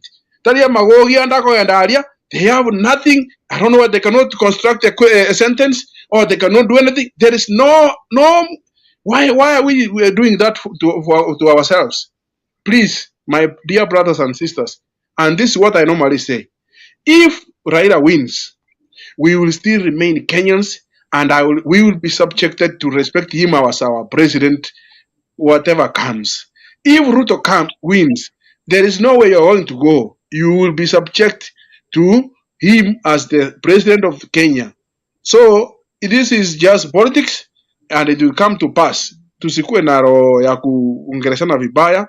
Ile ya kwanza, ile ya mwisho ni kwamba Katwe, sijui kama ni Katwe alisema eti UDA hatuna point. Mimi siulizi kiti ya minister ya president. Ruto mwenyewe hana yale amekuwekea wazi kwamba yeye serikali yake atafanya ABCD. Mimi kama nitakuwa na upungufu wa vile nitasema kwa sababu mimi ni kama binafsi. Mimi sio UDA. I don't speak on behalf of UDA. I speak what I know or what I have. So don't rule it out on me that I am not saying something which is reasonable because so you don't know what I'm going to, how Ruto is going to win. Ruto ako na kura zake za Wakisii, wale wenye wanaamini Ruto as a hasra. Na ni nyingi sana. Forget about kama kuna governor kama kuna nani. Tukifika tarehe 9 mwezi wa 8 na ndio zitahesabiwa. Na waja ni watayarishe nyinyi watu wa Azimio. Hakuna kura. Ukitaka kunichallenge bwana Katwe, give me where Raila is going to get the votes from. Stop this propaganda of saying, oh, we are so many, we have one. No. Go to the ground and tell me the votes of this region is this much. Ruto Raila is going to get this much because of this. Then you can know that Raila has no votes. Just to give you an hint, Nyanza, we have 6 counties. By the time Raila comes with 6 counties, with the 25% and above, Ruto will be coming with 14 counties. So let us tusidanganyane, wacha tuangalie calculations of the voters, the votes. That's when we can say hii ni ngumu, hata kushinda, kama atashinda ndio ni sawa, lakini hii ni ngumu. Asante. Okay. Okay. Thank you very much, Fighter. Mniruhusu Douglas ukiongea naenda kwake Dennis Ondieki. Okay. Dennis Ondieki tukienda kwake ataenda kidogo sana kwa sababu ndio the first time anaenda kuzungumza. Tutampatia dakika zaidi. So let me go to Douglas first. Okay, let me take very few minutes. Nimkosoe ndugu yangu Fighter. Umeongea vizuri kuhusu Wakisii. Seriously, we need to organize our house.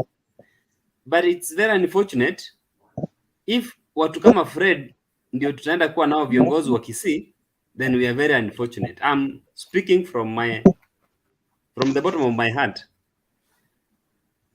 Number 2, Fighter, you are contradicting yourself. Umesema kwamba watu wa Azimio wamewaambia eti hamuna points.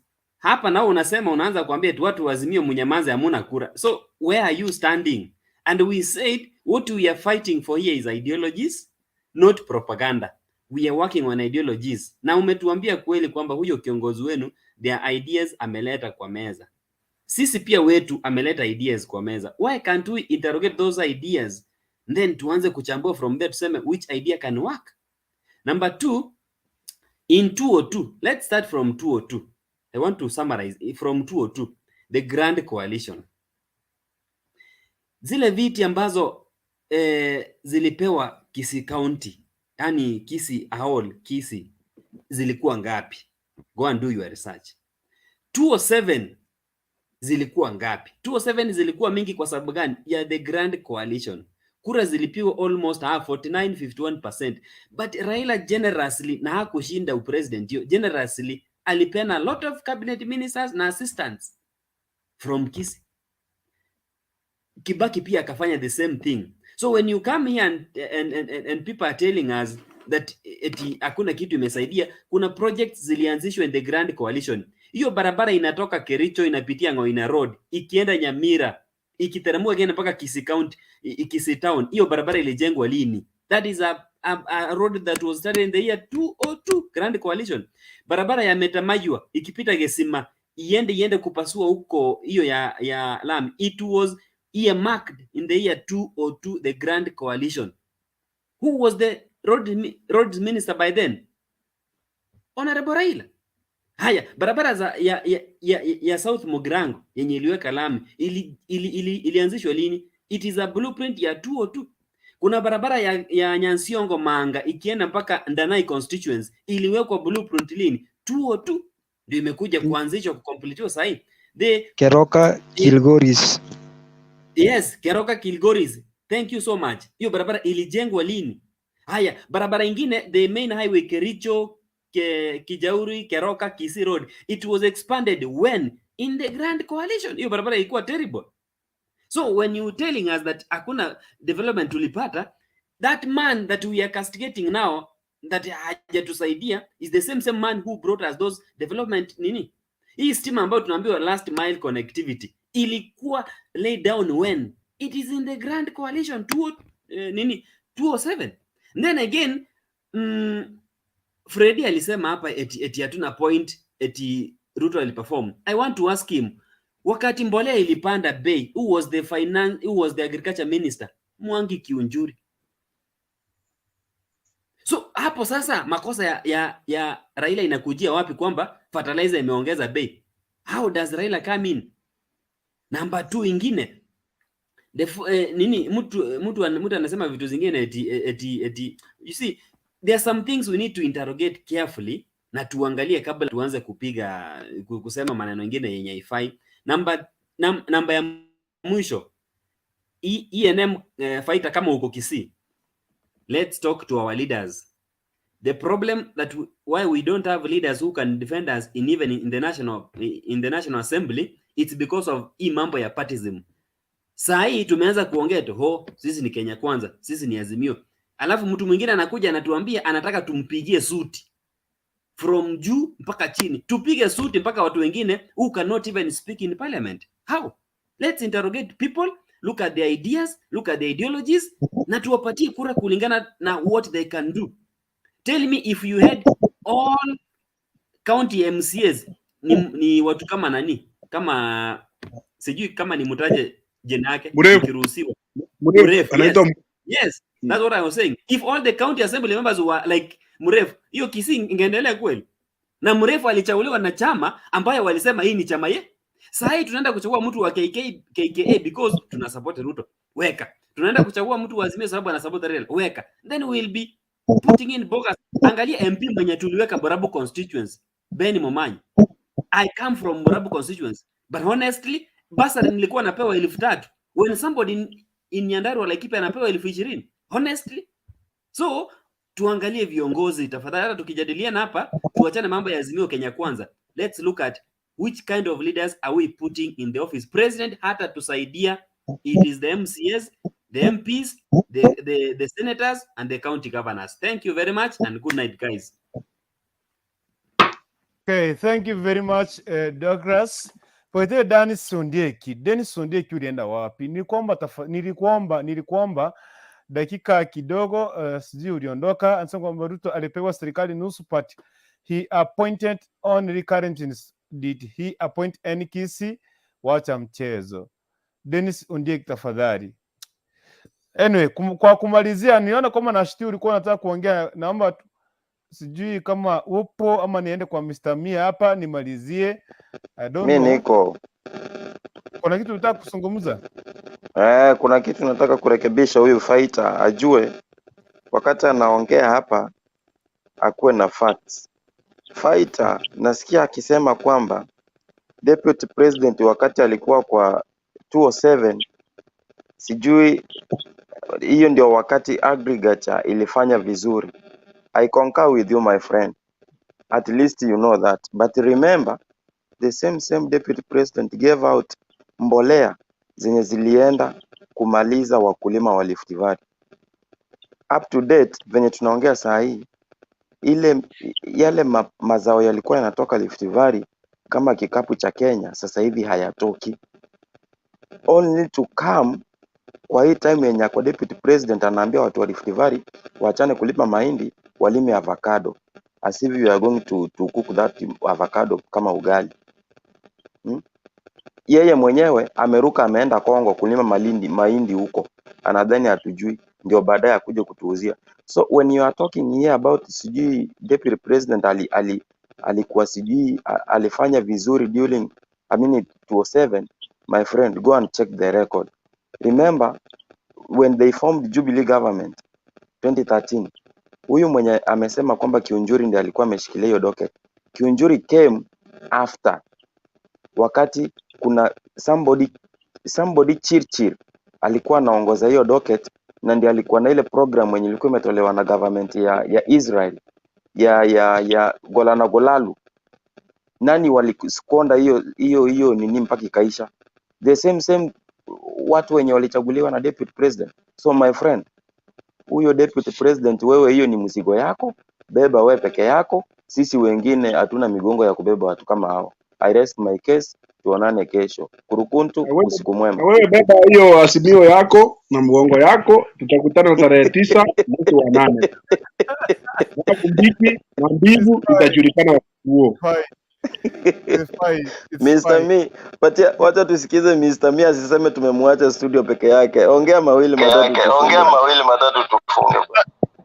Karibu sana. Karibu wote amjambo. Funge mic kwa sababu jambo sana. Kitu ya kwanza, wana UDA wako hapo na wasalimu na wapongeza. Tusiti kuwa na moyo huo. Mwenye ana support Azimio, support Azimio. Na mimi mwenye na support UDA ni support UDA. So tusipigane. Kitu ya kwanza ni amani, naomba. Tusipigane. Si wenyewe kwa wenyewe, ule mwenye atachukua hawezi kuletea chakula. Na ukipiga mwenzako utamuumiza bure, ama mpige hadi ya kufe. Hapo ushapata rosh. Ukipata rosh hakuna kwenye tena utaenda kumtoa tena mpige siasa. So kitu yenye nilikuwa nasema tupate amani kwanza, mwenye akaazimio afanye azimio yake, na sisi wengine tuko UDA tufanye UDA yetu. Tunaona rais wetu venye alipokelewa kwenye alienda, so tuendelee kutangaza amani. Omingo Magara kutoka kwake, kutoka UDA kwenda kwenye alitangaza, sijaona venye alitangaza ni wapi anaenda, but kitu yenye najua Omingo Magara ako na jama yake, si eti ataenda kukaa Azimio aende ODM. Yeah, I don't know, but I know Omingo Magara have jama yenye naitwa PTP. So and Omingo Magara tuseme kwa ground hayuko, kwa amesema hawezani, ndio maana aone mahali kwenye atapata ticket, select ticket. So kitu yenye nitasema mi, kitu yenye venye nimefikia ama kwenye nimeshikia kwenye ama nimesikia venye viongozi wangu wameongea wa Azimio, viongozi wa UDA, na wapongeza, lakini tusijaribu kukua roho juu tafadhali. Sisi wote ni wa Kenya. Mwenye atachukua si tutakuwa under their leadership. Kama ni Raila, kama ni Ruto, tutakuwa chini yake. So maybe itakuwa mjadala ingine, nitaanza na starting point, ndio nitakuwa na niongee mengi, lakini kwa saa hii taambia siku mwema, tukutane siku yenye itakuwa mjadala. Nimesikia wakati imeanza, yeah, lakini niko UDA, sijatoka bado. Alright. Na tafadhali Dennis, naomba ukuje kabla nimalize show. Dennis Onyeki, naomba ukuje. Najua anasema kwamba kukurikuntu niko job, but I wanted to tell fighter that let him not mislead the cases about what Ruto did when he was the Minister for Agriculture. The DP looted a lot in ministry. Dennis, naomba ukuje kabla mimi nimalize show tafadhali. Nimekupatia dakika 2 na kutegea hapa. Dennis Ondiek, ukikuja hapa tafadhali. Sikuwa najua, but now I'm very sorry.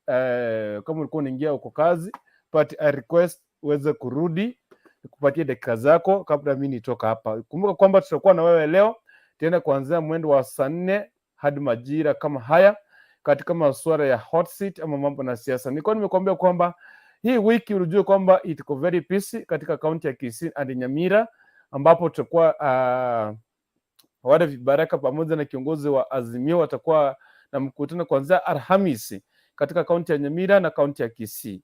So nilikuwa nimekuahidi kwamba nitaanza kutafutia hao wanasiasa tusikie ya kwa ni yapi. Lakini kama leo nikifanikiwa kuweza kupatana na moja kwa moja na Mheshimiwa Omingo Magara, niweze kumwita kwenye studio aweze kutuambia kwa zaidi mbona hasa anamaanisha nini kusema kwamba chama cha UDA hakina demokrasi ndani yake. So hivi dakika nimepakisha ni moja, naongoza hapa Dennis Ondiek. Tafadhali kama hawezi make kuingia, unaweza niambia kwa comment so that can shift to another situation, tuweze kuona nini. Yes, fighter. Naona kukurikuntu. Shida yetu sisi wa Kenya. Na hiyo ndio shida ile tumekuwa nao sana kama hizi kura ambazo zimepita. Tunapendelea sana kusikia sauti. Makelele. Unajua makelele sio kura. When it comes to voting time period, it's not about how much noise you can make. And this is why in 2013 and 2017, Jubilee na Ruto won squarely. They won for the 2 elections, even when the NASA were given a chance to go for an election again. They could not even withstand the heat in that kitchen. Why? These people had already the numbers, and the numbers don't lie. Even now, in as much as we can hear a lot of noise from out there, you tell me today, Magara decided to say is joining Azimio. Magara is joining Azimio with the easy NDP. Is it NDP or something like that? He will come with this party like this. It will be now when we put the parties that have joined Azimio up to this point, there are over 10 parties. But if you can look at them in details, what do they have? The people, the MPs, or what they have in as far as MPs, governors, and all those things is concerned. You know, there is nothing. The strongest party today in Kenya and the most powerful party today in Kenya, we can say,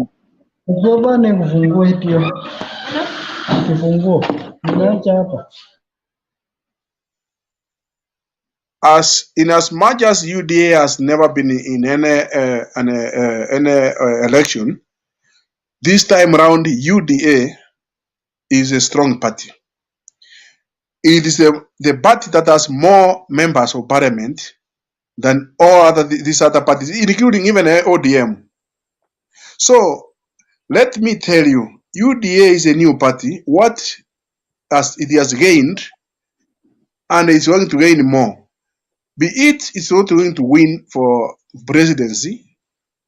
If it cannot win for presidency, it will not be a big blow that we cannot survive. But what I'm telling you, the impact of UDA as it stands today, it's a big challenge even to the Azimio. Okay. And let me tell you, we are going to count the votes one by one. I want to prepare the Azimio people that they must be willing to accept the outcome of their souls. And this is what we always ask, and this is what always brings problems in our country. Right. People they are not prepared. When you have that belief that you have won. I've heard some people saying there's no need of there could be no need of going for election. We could be giving. All right, let me wind up. We could be giving it to them. So since there's an election period now, we must be willing to be to accept defeat or the results as they will come. Thank you so much. Okay, thank you very much. Head office, I think this is Dennis Ondiek. Thomas Babu, karibu sana. Mwenye Kivi, karibu sana. Na Shti, karibu tena. So naomba niweze kuingia kwa sababu nimeona hapa head office, niliona kwamba kwa kazi tumpatie nafasi aweze kuzungumza. Head office, is this Dennis Ondiek?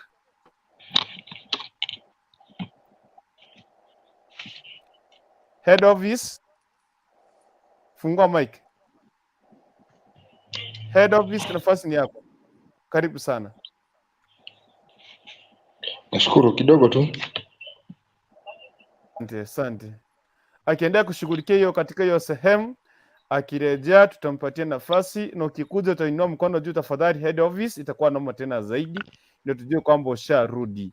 So Thomas Babu, karibu sana. So today tuko na masuala kuhusiana na pale ambapo Mheshimiwa Omingo Magara aliweza kudefect kutoka chama cha UDA na kuweza kuingia katika kwanza hajashire kwamba anaingia wapi, lakini kulingana na yale mapambo yalikuwa imepambwa kwenye alikuwa amefanyia ile sherehe yake, yalikuwa na rangi ilikuwa na sheria ni rangi ya Azimio. Sijui kama head office umemaliza. It's okay. Naam, na kisha baadaye akasema kwamba ile chama cha UDA kinakosa kitu kinaitwa democracy, na ndio manake akasema akaweza kuondoa kwenye hiyo sehemu. Na kitu kingine tunazungumzia ni Rigathi, kwa sababu kwa ile tumeona majibishano kutoka kwake na chama cha ANC kuashiria kwamba Gachagua anasema kwamba the deputy president lazima atoke katika mlima wa Kenya ambao atakuwa ni running mate wake William Samoei Ruto. So kisha baadaye ANC kasema kwamba watafikiana makubaliano kwamba ama watafikiana kusema kwamba ni nani atakuwa na running mate wa Deputy William Ruto na atatoka katika sehemu gani. Kisha baadaye tukakuwa tena na hiyo katika hiyo majibishano Rigath Gachagua akasema kwamba kabla ya akina ANC na wote waweze kuingia kwenye waweze kuform Kenya Kwanza, waliweza kuambia hawa majamaa akina Mudavadi na Weta kwamba already hawa washajipanga, wakikuja wajue kwamba kuna running mate na kuna mwenye atakuwa wa mstari wa mbele. Lakini hivi tutaweza kuona majibishano, hatujui kwamba ni nini kinaendelea katika chama cha UDA, na kisha baadaye yameanza kutendeka baada ya hawa vinara wawili kuweza kusafiri nje ya nchi kwa siku 10.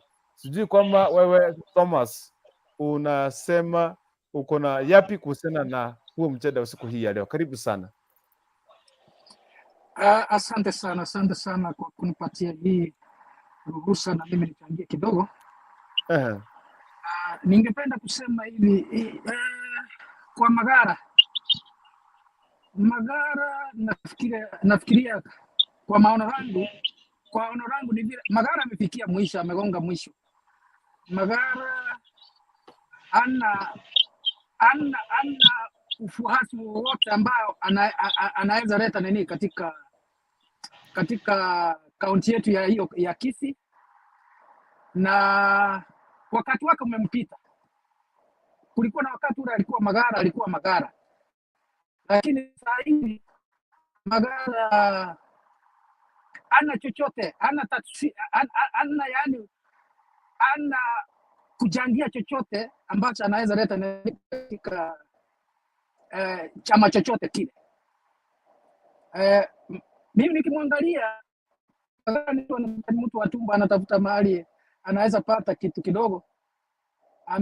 Walikimbia kwa Uda, wamekimbia pale, ni tumba iliwapeleka pale. Sasa saa hizi ni kama wameona ule mahali kulikuwa ile inatoka hiyo pesa ilikuwa inatoka ni kama inarudi chini, na kwamba sasa saa hizi anaanza kuangalia ni wapi tena anaweza ingiza mkono. Sasa chenye kinamsumbua ni mahali atapata, ni tumbo yake, yaani chenye kinampeleka mbele ni tumbo yake. Kwa hiyo kwa yote katika siasa ya Kenya kwa wakati huu, ama siasa ya Kisii, sababu hamuna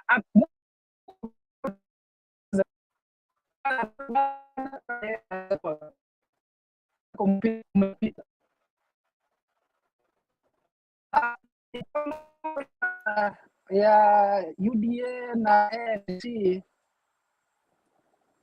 Musali aliingia very late. Akiingia alipata nyumba UDA, kulikuwa na wenye ambao walikuwa wameijenga hiyo nyumba, wenye walikuwa wameenda na deputy president walianza from scratch na wakaishikilia hiyo nyumba, na walikuwa na candidate wao ambaye ni deputy president, na deputy president alikuwa amewaahidi kwamba atapata msaidizi wake atatoka upande wa mountain. Sasa wao ukiingia kwa nyumba wakati chakula kimepikwa, ugali umeiva, ni ule wakati watu wanangojea kuenda kupakuliwa, na wao uingie ndani upate chakula hicho kimeiva. Sasa utakuja kuleta nini? Uanze kulalamika eti na wewe unataka nini? Umepata chakula kimeiva tayari, sababu hao watu mimi kutoka Western Musalia na grupu yake na Wetangula hawana ushawishi wowote. UDA ilikuwa ni chama ambacho chama cha nguvu, wewe umeingia ndani. Sasa wewe ni ile ungojee chenye utakuja kupatiwa. Kama utapatiwa mguu, basi na wewe ushikilie mguu, lakini huwezi kuenda kusema eti sasa mimi tunataka tugawane katikati. Haitawezekana. Kwa hivyo kwa Rigath Gachagua ako na haki ya kusema kwamba they have a right kukuwa number 2, mtu wa number 2 atoke huko nene upande ya the mountain. Kwa hivyo hii yote ukisikia nini waja saizi wanapiga mdomo, ni vile sasa wamekuja Marekani hapa, lakini wakirudi Kenya ile mkutano wakati itakuwa hiyo ya tarehe 13 ni 13 ama ni 15. Candidate sisi tunajua ni Ruto na deputy president atatoka the mountain. Deputy president asipotoka the mountain wote watamtoroka. Hakuna mtu atasimama na Ruto, na Ruto anajua hivyo. Beno. Atinaenda ketengo ndando jamu Emonye kare tafadhali. Emonye KB, mute and wait your turn please. Thomas Pada naongea. Yes, Thomas pole kwa hiyo. Yeah, asante.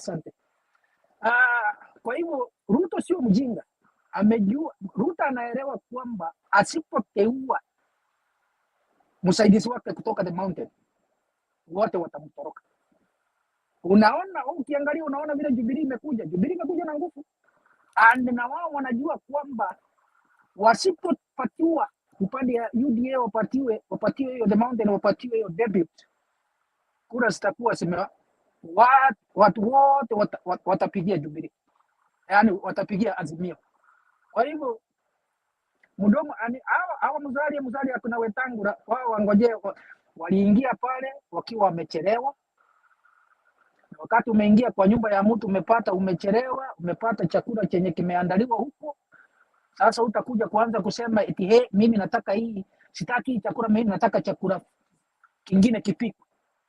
Kile chakula kimepikwa, hicho ndio utakula. Kwa hivyo wao watakula, wangojee wapatiwe yenye watapatiwa ndio wakule hiyo. Right. Mimi nafikishia hapo. Asante sana Thomas Babu.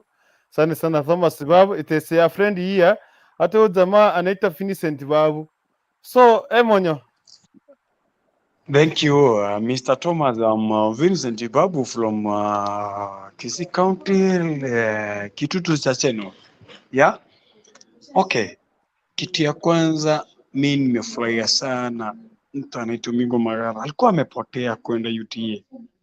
Huyo ni mtu wa ODM na angekuwa penye alikuwa mbeleni, sasa angekuwa amewika Kisii kama Simbarati. Kuna kitu naweza sema hivi. Musalia ndiye alienda kusambaratisha kitu tunaita UDA. Sasa anataka deputy president. Gachagua ulisikia fenya alimjibu Citizen TV.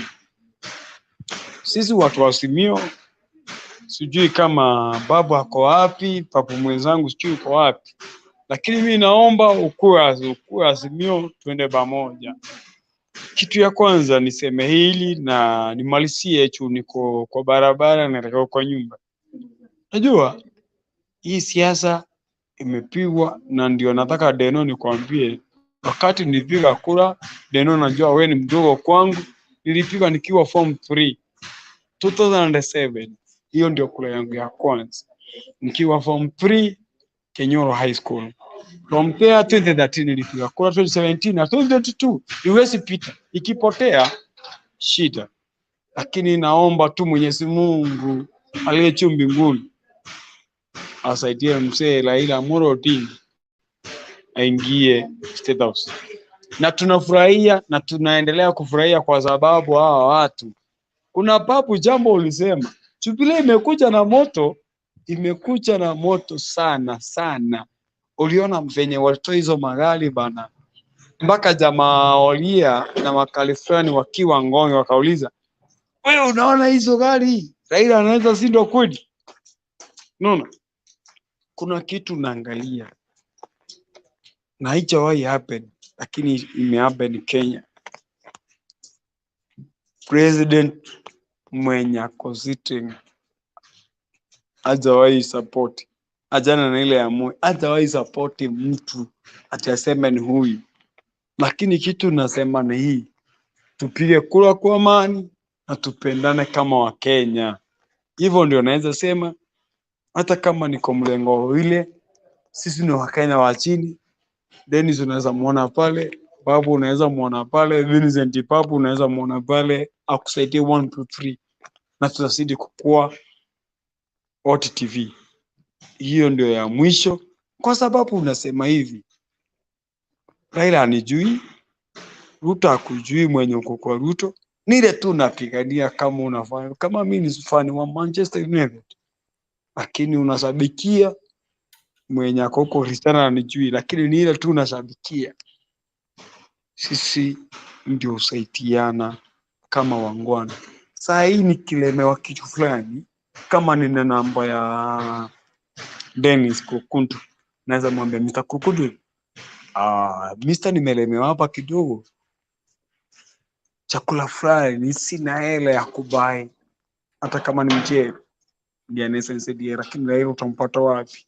Utampata wapi? Sisi ni Wakenya tu. Hata tukipiga siasa hapa, kuna wengine huwa wakasirika, unashindwa mtu akasirika. Kama hapa kwa kinyozi, niko hapa kwa kinyozi ndio na mmefunga kinyozi nileka kwa nyumba. Kuna watu huwa tunacheka nao, Wakale tuko nao, Wazalo tuko nao, Wakikuyu tuko nao, tunaongea mpaka jamaa ananiambia, watu wa Azimio leo mko na mdomo kweli. Mwambia ndio tuko na mdomo kwa sababu tu kuna matunda tunayoona mbele. Tuone Raila kama ataweza tusaidia, hata kama miaka 5 hivi atusaidie. Right. Ruto bado hajafika wakati wa kuwa president, lakini akifika atapewa kula na Mungu awabariki. Na Kurukuntu, unataka uwasomee Jeremia 33:3. Nikienda niko kwa road tu natembea. Okay, asante sana Emonye KV na mtu yote ile pamoja na Thomas Babu. Kuna baadhi ya mashabiki wamekuwa tumekuwa tangia mwendo wa saa 4 na imagine sasa hivi ni saa 8. Nashukuru sana kwa kuweza kwa pamoja na sisi. Leo nisome hayo maandiko ambayo tumepatiwa na ndugu yetu kisha baadaye kabla ya kumaliza show, kwa sababu tena kuraukia asubuhi kwa kazi ya kuweza kuhakikisha kwamba tunakuletea taarifa kwa kila wakati na taarifa tindeti bila kuacha nyuma kama washabiki wetu. Umesema Jeremia ngapi?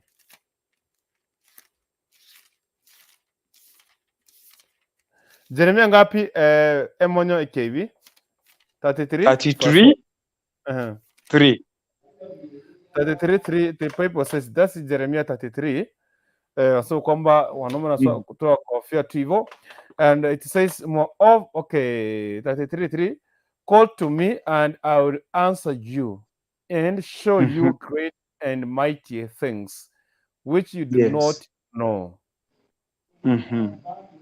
Yeah, that's it. That's 33. Kwa nini nimeomba hiyo? Nimesema hiyo hombi Mheshimiwa Raila alitembea akapisha. Sisemi hata wewe mwenyewe ukiwa mahali popote, omba na utapewa, na pisha utafunguliwa. Isn't it? Na Mungu awabariki na mkae kwa amani. Mimi nimeenda kwangu, tupatane kesho majaliwa ya Mwenyezi Mungu, na mkae na amani. Babu, kae kwa amani. Dennis, wewe ni chama muungwana sana na Mungu akubariki na uendelee hivyo, lakini naomba one day ulete kiongozi mmoja tu kwa studio, mmoja tu mwenye unaona tunaendelea kuandaa asua Richard Mama Monyonga, they are coming, wanakuja, tunaendelea kupanga, sisi ndio tumeanza kupanga. Naam, kesho ni siku baba. Asante sana. Kesho ni siku baba. Asante sana, asante sana. Thank you very much. Asante sana. Thomas, kuna kitu ya mwisho unaweza sema kabla ninataka kufunga studio sasa? Nashukuru sana. Mara yangu ya kwanza leo kuingia. Na mimi niko kazini, nimeingia kazini hapa kwangu ni saa 12:04 ya jioni. Niko upande ya Marekani. Kwa hivyo